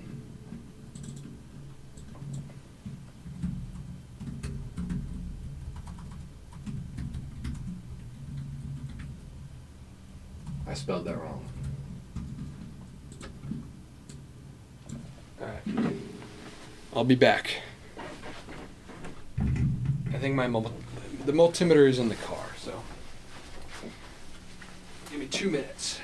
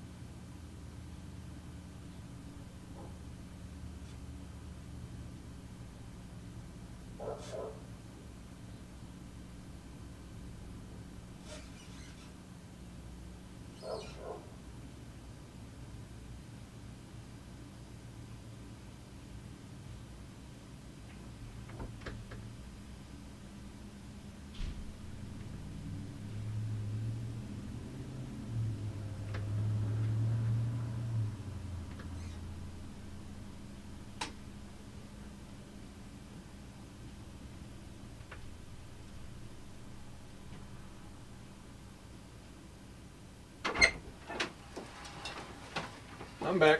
I tell you what, it's getting muddy out there.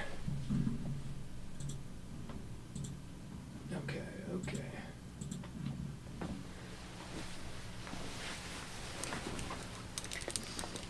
Evan does it the American way. They don't know how to pronounce meter.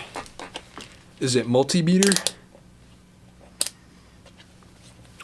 I'm American, what can I say? Trucks and beer and stuff. So there's 3 pins. I'm just gonna assume. Okay, it's C, NO, and NC. I assume that's current and 2 neutrals. I don't know what the 2 neutrals are, but I'm just gonna do a continuity test. Why is it stuck?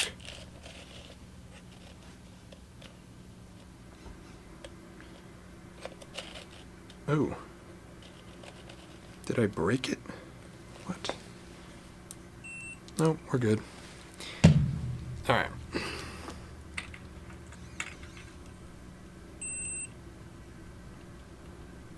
Is that what I'm looking for?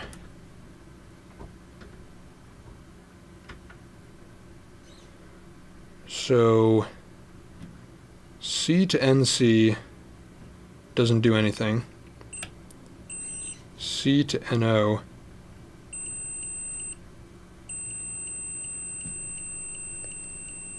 is stuck on.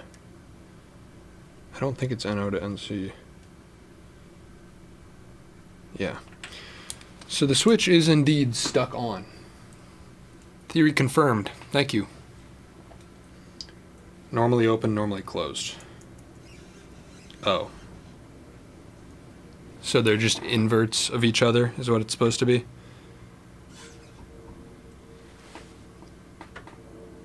So normally open is stuck open.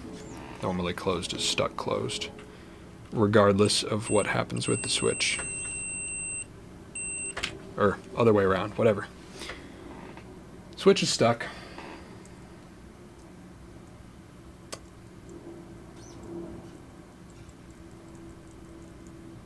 Common, normally open, normally closed. Okay.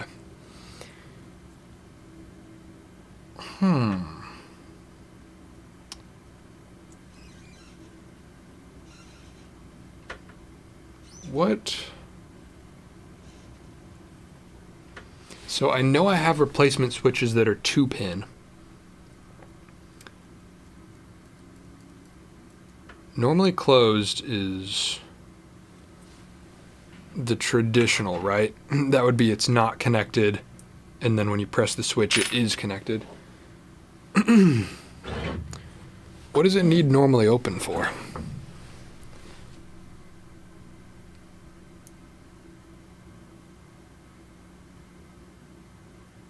Seeing if it's a mechanical issue or an electrical one. If I press it manually, I still don't hear any click.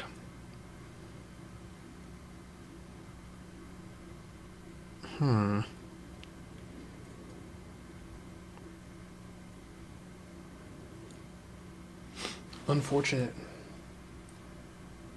Normally open is normally no connection. Yeah. Okay. So I have switches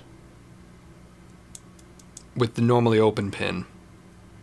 I don't have switches that have all 3 pins. What I don't know is if it actually uses both.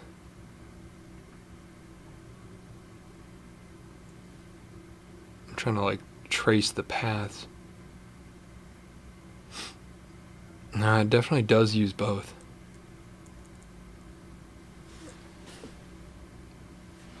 You don't need both. It's just common for those micro switches. But it's got 3 pins coming out. And they trace out to all 3.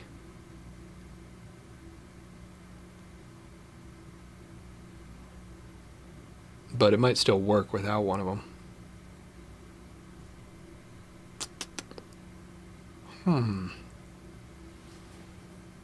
I'm tempted to use like a switch from a keyboard. I feel like that would work. Or, is this bed still hot? No. Oh yeah, no finger oils on it. Whoopsie. Oh boy. Are there actually 3 wires? Oh, yeah. This is the fun part about having people here, is you realize things that I probably would have realized in 10 minutes from now. Yeah, there's only 2 wires. It is using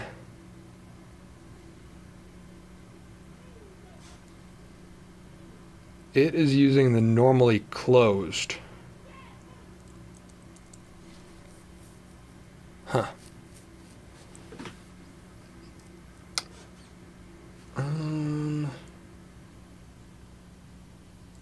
Is there an easy way to invert that? I don't think so.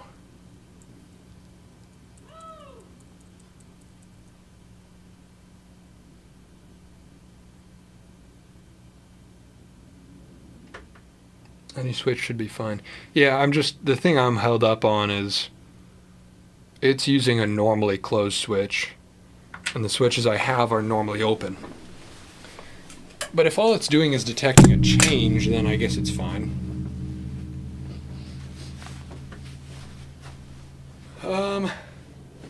You know what?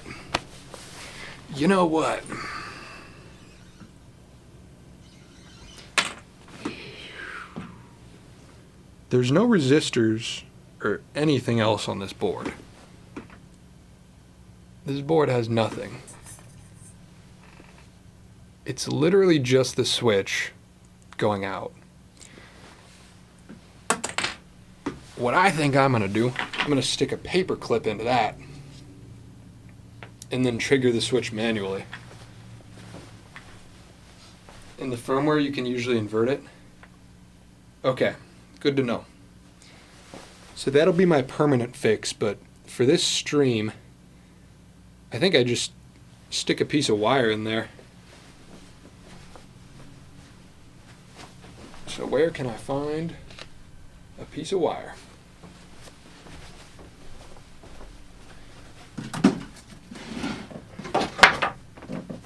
Here maybe. I need a real small one.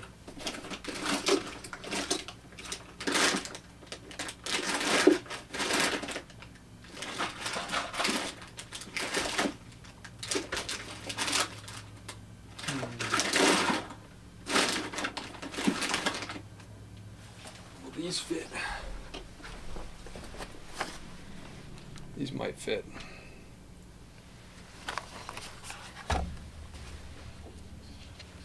Flashbang again. Let's use this lens.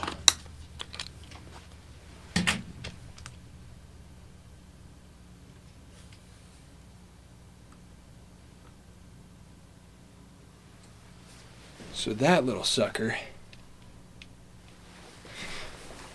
needs to get triggered, and I think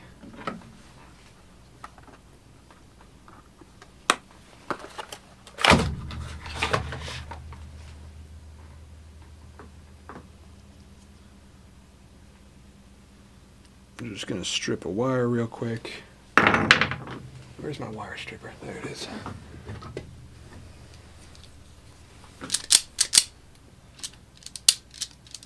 Do you have a Radio Shack near you?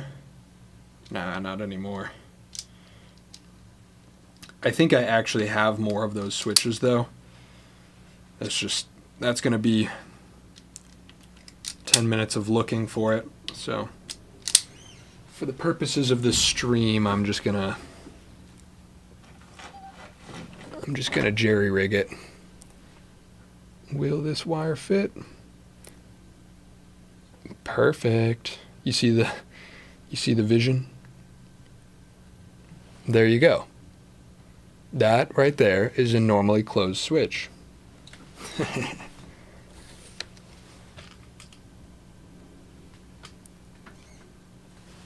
And now we find out.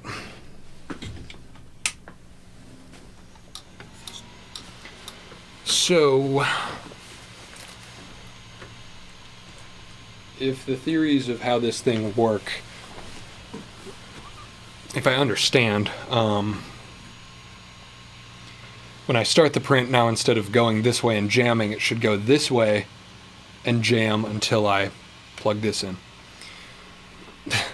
That would have been a big miss if I forgot to screw that back in. Did anybody comment on that?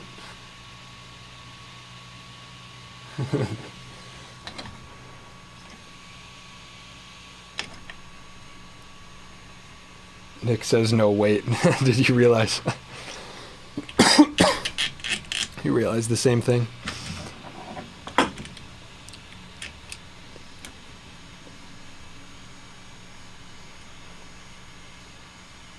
I mean, it would have just spun freely, so it would have been fine, but...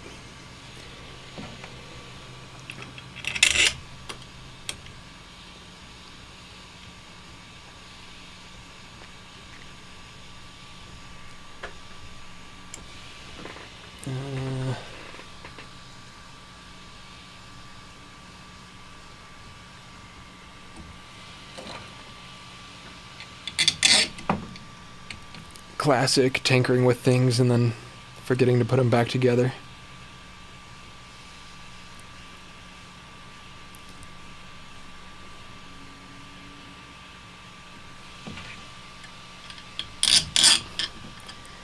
Guess I don't really need to put all 4 screws in, but why not?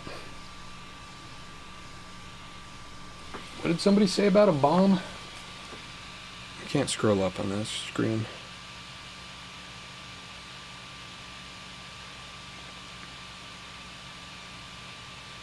I was gone for a few minutes. Is he making a bomb now? Yeah, basically. What I'm going to do now is attempt to manually be the switch that detects when this thing goes all the way that way. So, if we're correct, when I start the print here, this should go left, and then when it hits there, I need to pull this wire. Classic MacGyver type shit. Just wanted to join quickly to say how much I love your videos. Your style is real great. I also love your resourcefulness. Very inspiring. Thank you. Making a bomb is the worst possible ending to trying to get a 3D printer working. True. Oh, don't start the print. Try homing. Good thought.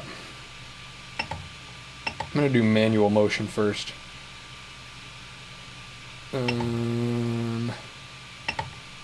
Prepare. Move. Oh. Well, it thinks it's at 0, but it's actually all the way to the right. Do I need to manually... What does homing actually do? Is it gonna move it to the left? And I would assume that's what it's gonna try to do. So when I try to home it, it's gonna go to the left to find 0, and I set that by pulling this, I think. I could be wrong. Oh yeah. Pull! I think that worked.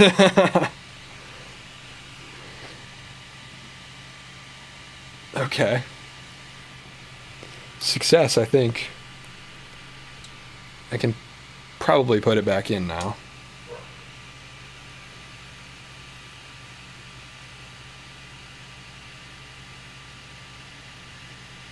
That's so stupid, but so awesome. Alright, let's try to print. Or, let me just double check. Okay. Home for X is 154. Is that supposed to be... So if I move it over here... Okay, yeah, so I pulled it slightly too early, but that's fine. That is alright. Because this print should get nowhere near the edge of the print bay, so. Let's go. Now I might have to do it again. I don't know if it's going to home again.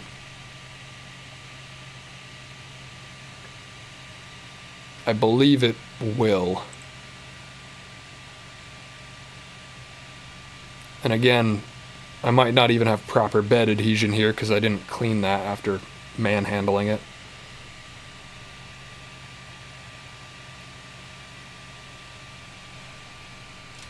I guess I have some time until it actually heats. You know what I'm going to try to do right now? I'm going to try to dual stream on Twitch. And then because I think I just want to see this set off, and then stream will probably be over. How long have I been going? 2 hours. Yeah, that's good. So I think what I'm going to do is start up a Twitch stream, because I want to test the platform and see if it works. And then I'll turn off the YouTube stream when we're done here, and I'm going to leave Twitch going for the entire duration of this print. So let's see if this works. Start streaming. And it actually might kill my internet, so it's possible the YouTube stream dies. Maybe I should have waited a little longer.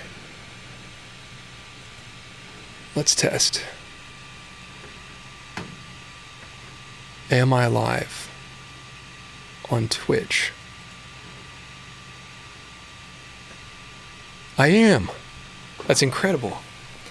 All right, so I'm on both platforms. And because of janky settings, the Twitch stream is running on the same camera but a different microphone. So it'll sound slightly different. Let me put the link for the Twitch so that you'll be able to see. It'll probably be easier on the computer. So the Twitch stream is going to run for as long as this print takes.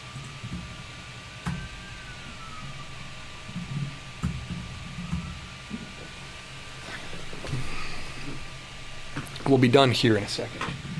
And then Twitch will be live. It's a much clearer image, you say?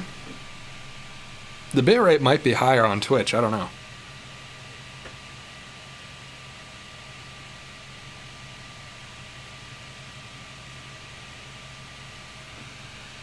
If he dies, thanks for the stream. It seems to be running fine.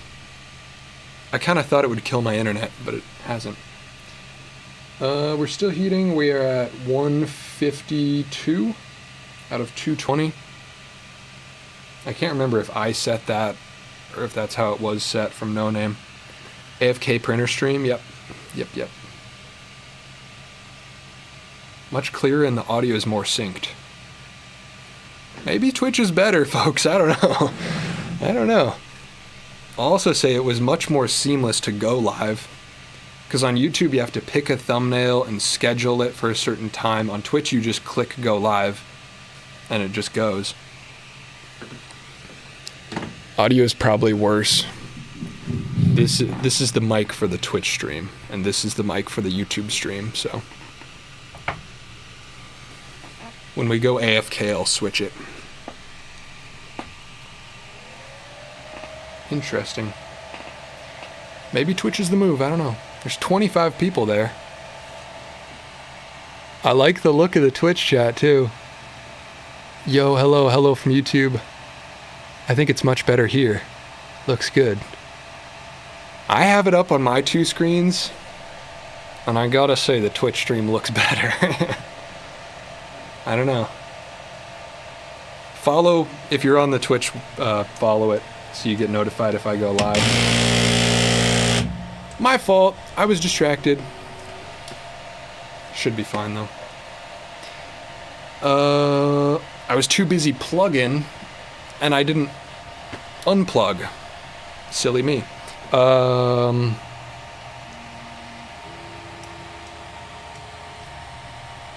Nailed it that time.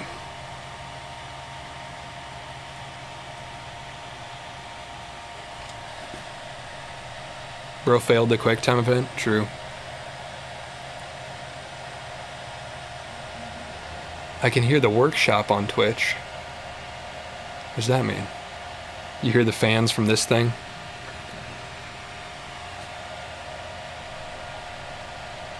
This is exciting, actually. First Twitch stream. First dual stream. It does have the slightest bit more delay, so the might be the might be way is better, but I don't know. It doesn't seem like enough to make a difference. Well, y'all were right about adhesion. Well, we do not have adhesion. Let me show you. It might sort itself out, but probably not.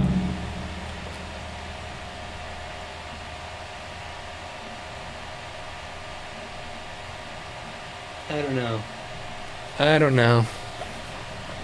I'm gonna let it run for a second and see what it does. Did he set a Z offset? You know what? No. I'm gonna bring it down.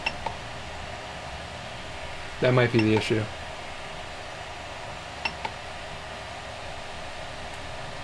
Bringing the Z offset down. Nah, it's toast. I screwed it. Hold on. Hold up. Yeah, my bad. Why does it do that every time? Why does it want to home after? Whatever. Yeah, I glue sticked it. My issue was the Z offset there.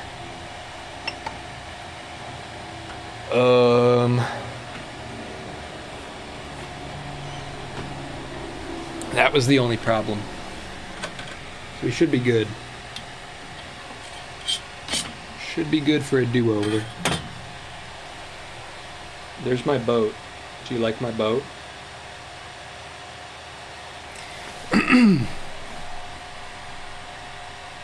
What category am I in on Twitch? I don't think I said it. Am I in no category?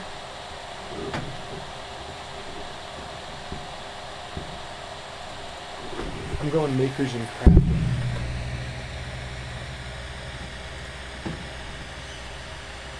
Wait. On Twitch, nobody streams in the makers and crafting category, so I actually might be up there on the directory with 25 viewers. Sort by viewers high to low.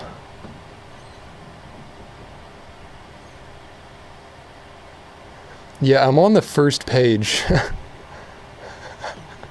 I'm on the first page in the makers and crafting directory. That's funny, actually.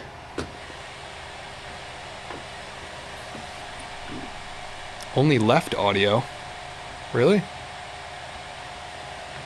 That's really weird.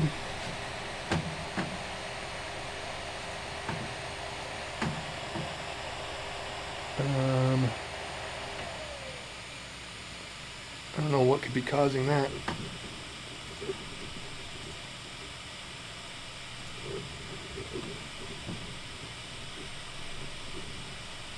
Nah.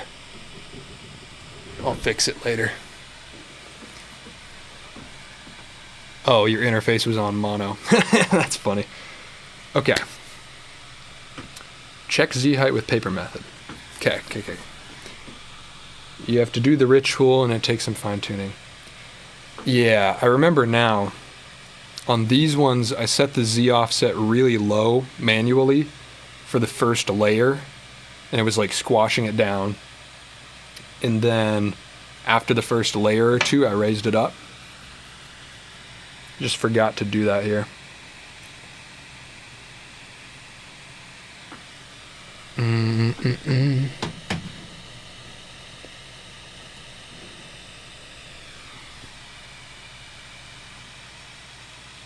Okay.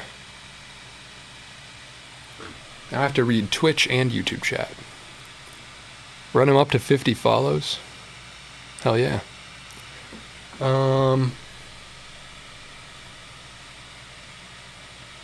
Okay, so let me set this back in, set my Z offset correctly, and we should, fingers crossed, we should be ready.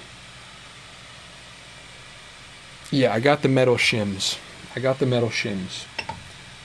I'm just gonna do it manual for now, because honestly, I just want to get this going. Z offset.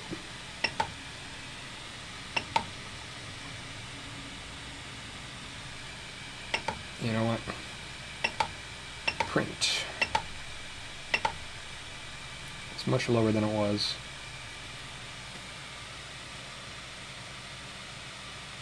There shouldn't be any reason to switch the Z offset after the first layer's done.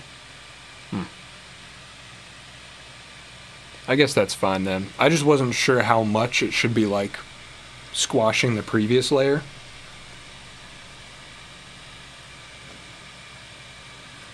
You should be able to save Z offset after you get it right. Okay. I'll mess with that when I'm off stream.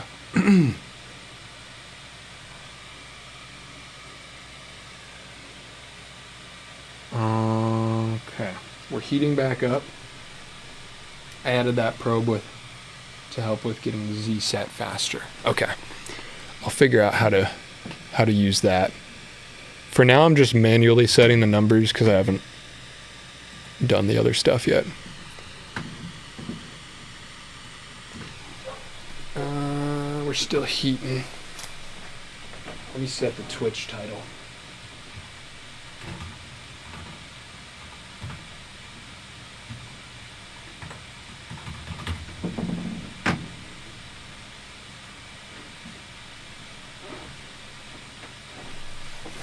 The Twitch stream does look pretty crisp. Okay. Z offset should be set and forget. Okay. So I'll just set it whatever it needs to be for the first layer and then just run it. Should be squashing against the bed on the first layer. Oh, I think the reason I had changed it before was because this little thing that checks the height was misaligned when I first put it in. But now it's good. Alright, I need to get ready to pull this.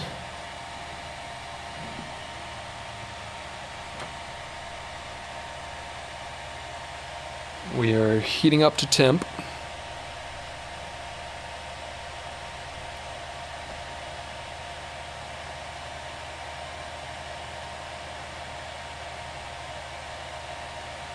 $175. Thank you for all the help today, by the way, everybody. I was kind of just going to do one jank print, but you actually helped enough to fix my issues. Start with the jumper out because it's all the way to the left already. Good thinking. $206.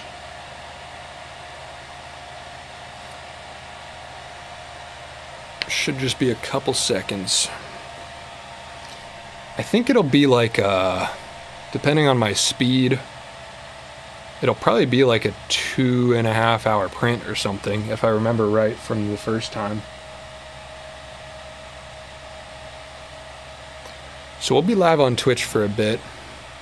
It'll mostly be AFK, but I don't know, maybe I might hop in, depending on how many people stick around.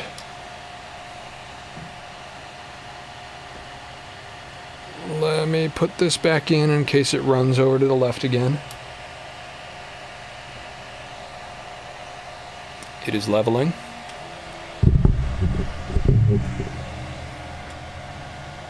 Okay, we did it. Height looks good. It's sticking.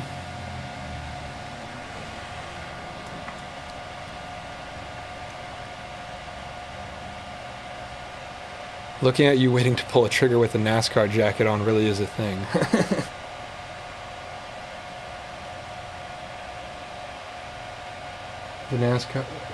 The Ender is running professional software.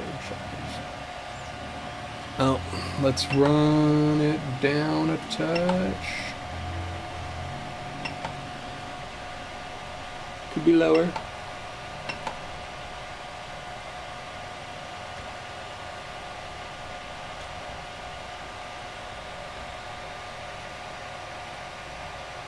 Honestly, might be a bed adhesion problem too.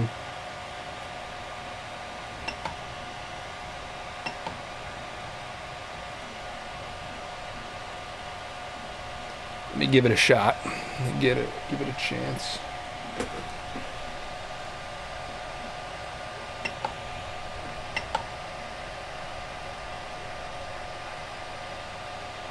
Okay, here we go, maybe.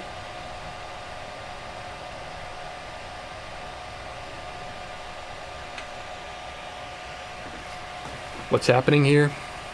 Trying to run this 3D printer. Been figuring out a couple issues. I had to jerry-rig a switch to be this manual pull cord. And now we're just trying to get the first layer down so that the print will actually work. It seems... I mean, my first couple runs were rough, so it might split off the bed. First layer, Z offset, surface, speed, bed temperature, all things to play with.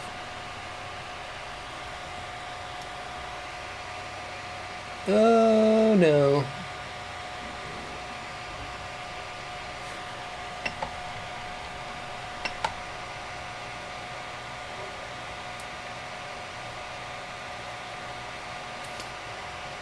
Well, if this print turns out, the base of it is not going to be very pretty. I'll tell you that.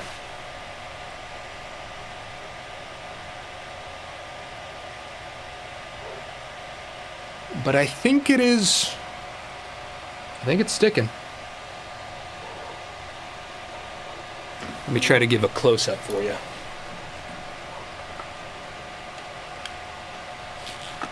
First couple layers were rough. You see the bit outside? Hold on.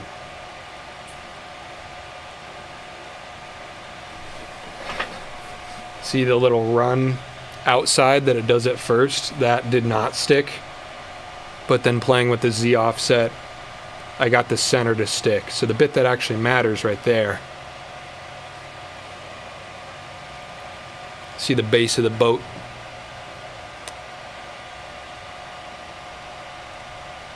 So all these lines out here that are not stuck down, that's fine. I think we're gonna have a boat, folks. What's Twitch chat saying? It took me over 7 hours to get my printer to print a Benchy. If it's real slow, I'll amp up the speed. Any advice for getting a CRT TV and or simply using one? I'm looking at a few on Facebook Marketplace. Depends on where you live, but you have to, at least here in the US, you have to pay to, okay, there we go. You have to pay to dispose of them at a recycling center. So a lot of people will give them away for free. It's rare. I think I've gotten all of mine. Yeah, I got all 3 of mine for free. Just like on the curb.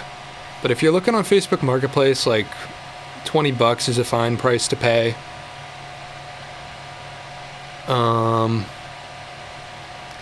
if it's got an AV port, I think that'll be easier to run HDMI to. You can do it if it's a coaxial, but it's just different cords. But yeah, get a HDMI to AV converter. $15 on eBay. How's this guy doing? Oh yeah, it actually looks kind of pretty now. Hold on.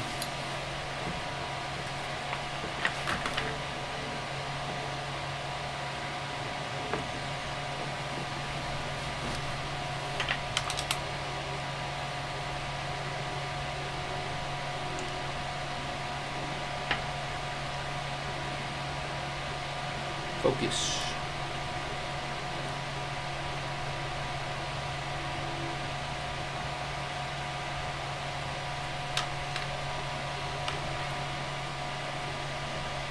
Focus. Wait for it.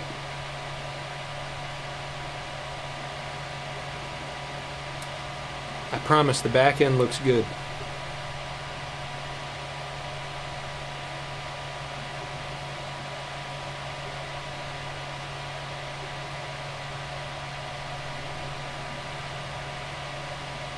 Alright, I don't know if you're going to be able to see it. But it's looking fine.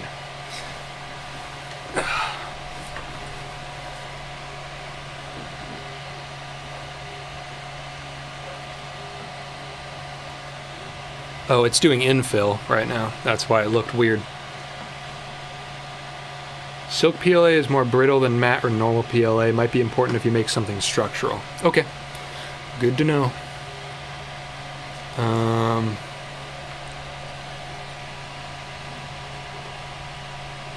Yeah, for CRTs, keep your eyes open on the curb.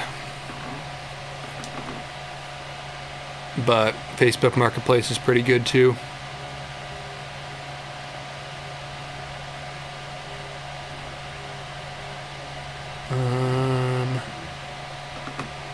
I was so sad I had a local access TV channel that had a ton of old Sony monitors basically giving away.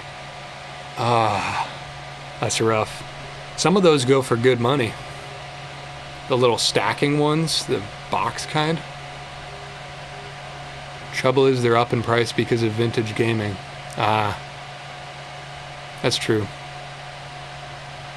Not hard to see why PS2 on older consoles, CRT is the best. I agree. I played Kirby Air Ride on a CRT the other weekend. It's good stuff. If anybody's just joining from YouTube, by the way, there's also a Twitch stream going. I'm experimenting with it. So that's why the chats are mismatched sometimes. If you get a lot of stringing with that filament, it might have moisture in it. Interesting. There's so many factors. First layer, definitely the big thing. Once you get first layer down, things run pretty smooth. That's what I'm seeing right now. Let's see if I can get it to show. Yeah, you see? It's working.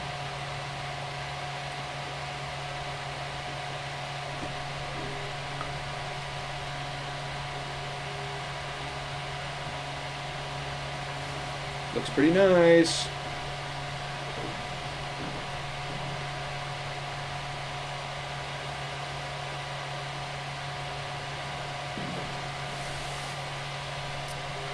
Hell yeah. I like to see hell yeahs in chat. I'm playing ATV2 on GameCube right now and would love to get a CRT. It's also really nice for old movies.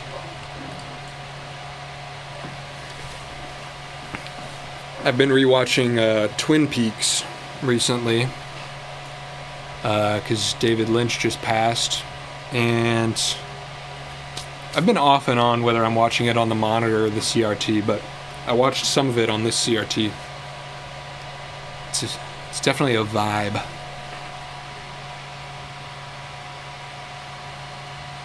Recently came across an old camcorder that takes VHS-C and wanted to do justice with the CRT. Sick.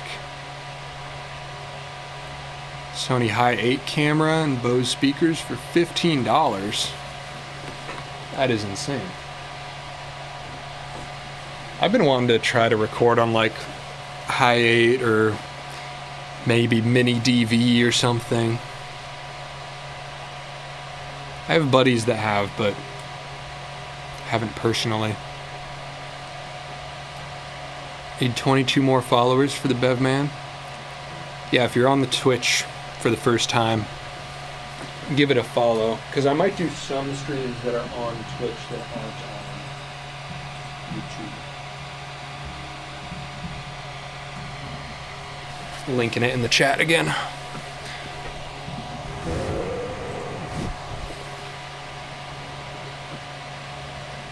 Sorry, I keep getting up close and personal with the camera. Kind of awkward positioning right now because I have... Actually, I'll show you the setup. So that's the computer that's running Twitch. And that's the computer that's running YouTube. Oh boy.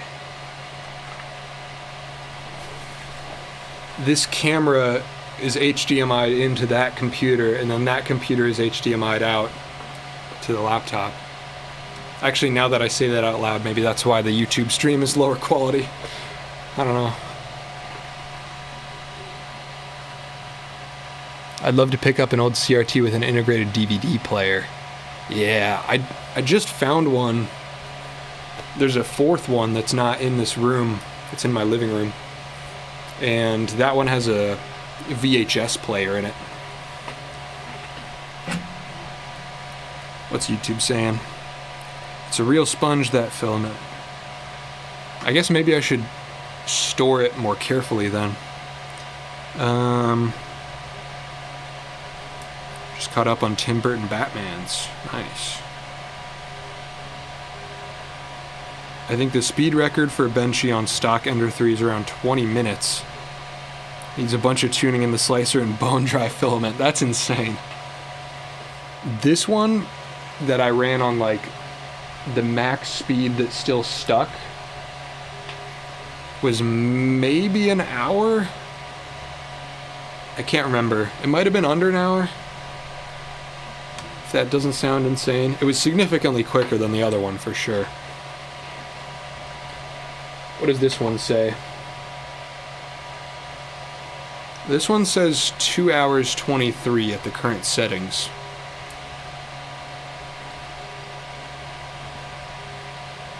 Have you seen a video by Emily the Engineer where she 3D prints a life-size Benchy boat? I did see that one. Storing it in a plastic box with some silica gel. Oh, sick. Yeah, that'll work. I think I've saved a couple silica gel. Yeah, I have a couple. So that'll work. Need to test out my VHS to DVD converter, and it works in reverse. Sick. It would be like a dream to print some of my videos onto VHS and do like a compilation, like a full season on VHS.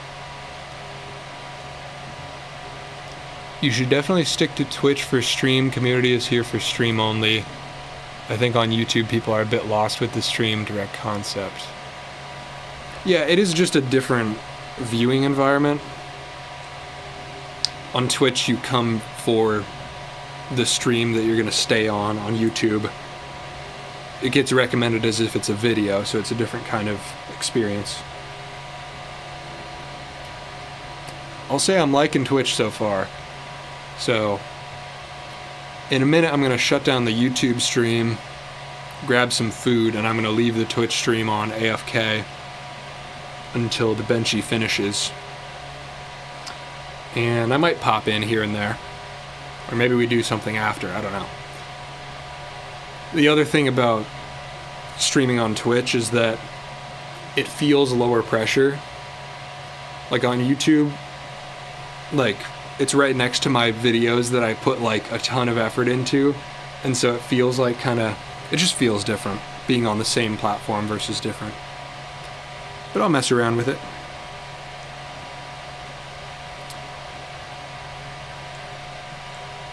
That would be sick. Yeah, VHS compilations.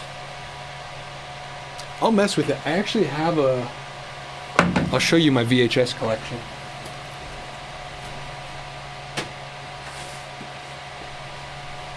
Here's my VHSs. I don't have very many. It's a dangerous hobby, like collecting vinyl. Because if you buy one, then all of a sudden you're open to buying more, and then you spend too much money. But at least VHSs are cheap. Oh, I was going to say I had a blank VHS to print onto, but this is not actually blank. This is what a blank one looks like. 6 hours. But this has old cartoons on it. So these were actually my what my mom's parents were raised on. They were raised on 16 millimeter movies. There was like children's movies printed on 16 millimeter tape. I have those back there as well.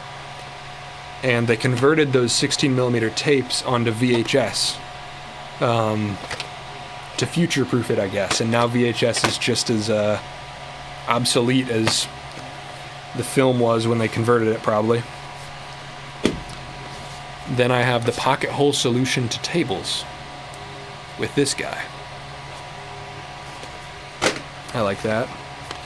Mastering the Art Guide to Spring Turkey Hunting.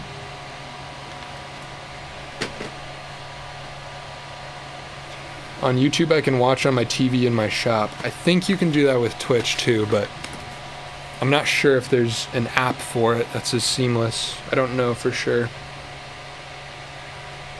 I will say Twitch is a worse experience on mobile a lot of the time, but I feel like mobile, watching on your phone isn't the target audience for streams as much. Can you edit a VHS tape?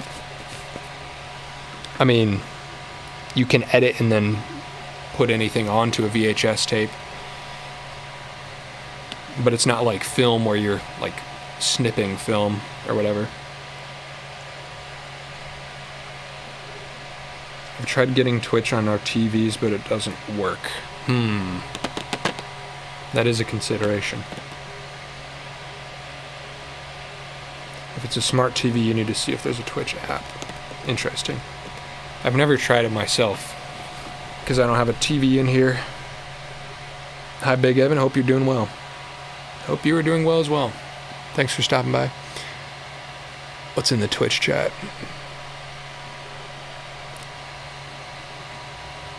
I'm like that with DVDs. Charity shops here sell them for pennies, and I've already filled up a cabinet. Yeah, they're pretty sick. I want to start collecting CDs for my music, because I haven't been really liking Spotify as of late.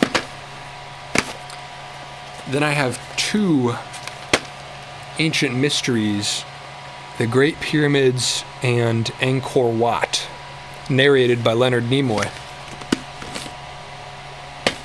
It would be kind of funny to do a stream of these, just like put these on in the background while I'm working on something.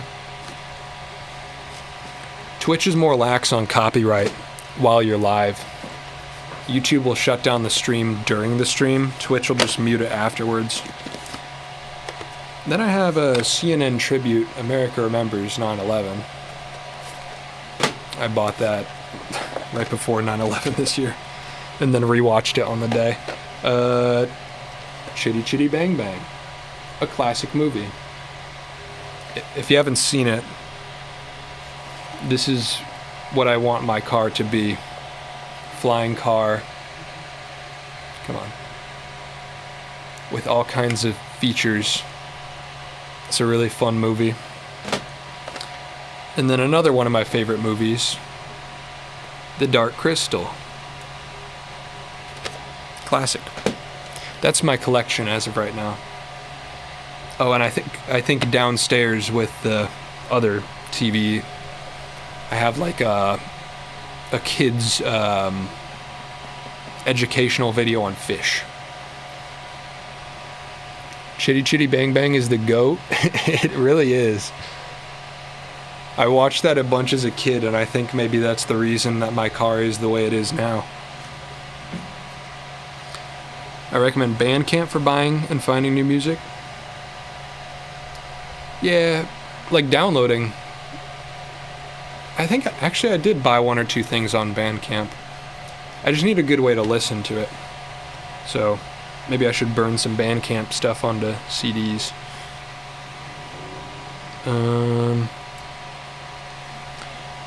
You would think being owned by Amazon, they would have figured that out. Real. I don't think Amazon knows they own Twitch, to be honest. I love a CD, been burning stuff from Bandcamp to CDRs. That might be what I try. Because I know the Bandcamp files are a lot higher quality usually. Ask for permission from publisher, there's a chance they may let some old films be replayed. Yeah, it's just a question of like, does anybody enforce it? Like if there's not anybody actively copyright striking people, then it doesn't matter. It's honestly a bigger deal for music than it is with films. Scott Pilgrim versus the World on a VHS. That would be a grail item. Just picked up an $8 camcorder and it's like new, but the EVF didn't work, and I just fixed this. Somebody texted me about it, and I'll probably have $42 of profit. Nice. Quick flip. New Bandcamp app is goated. It has streaming. Huh. I did not know. I'll have to try it.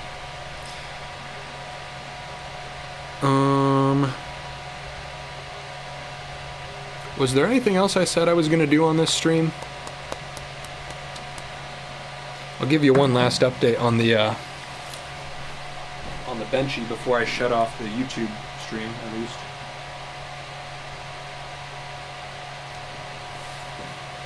We're making progress compared to that. It's getting there for sure. Place your bets. Do you think that boat's gonna fall over? I think it'll be fine.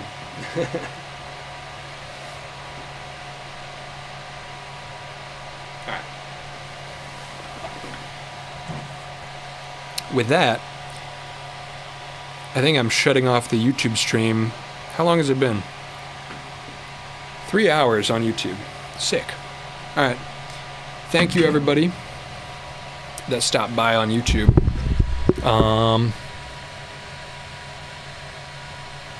I'll be live on Twitch still, probably mostly AFK. Let me drop the link again, actually. If you want to follow over. But as for today on the YouTube, that's all. More videos soon. Not promising any specific schedule right now because I'm still kind of getting back in the flow with it, but I don't think it'll be a 2-week gap to the next one. That's all. Thanks for the stream, Evan. 3 hours spent well. Thank you. It was fun. Peace, everybody. I'll be on Twitch. Go give that channel a follow.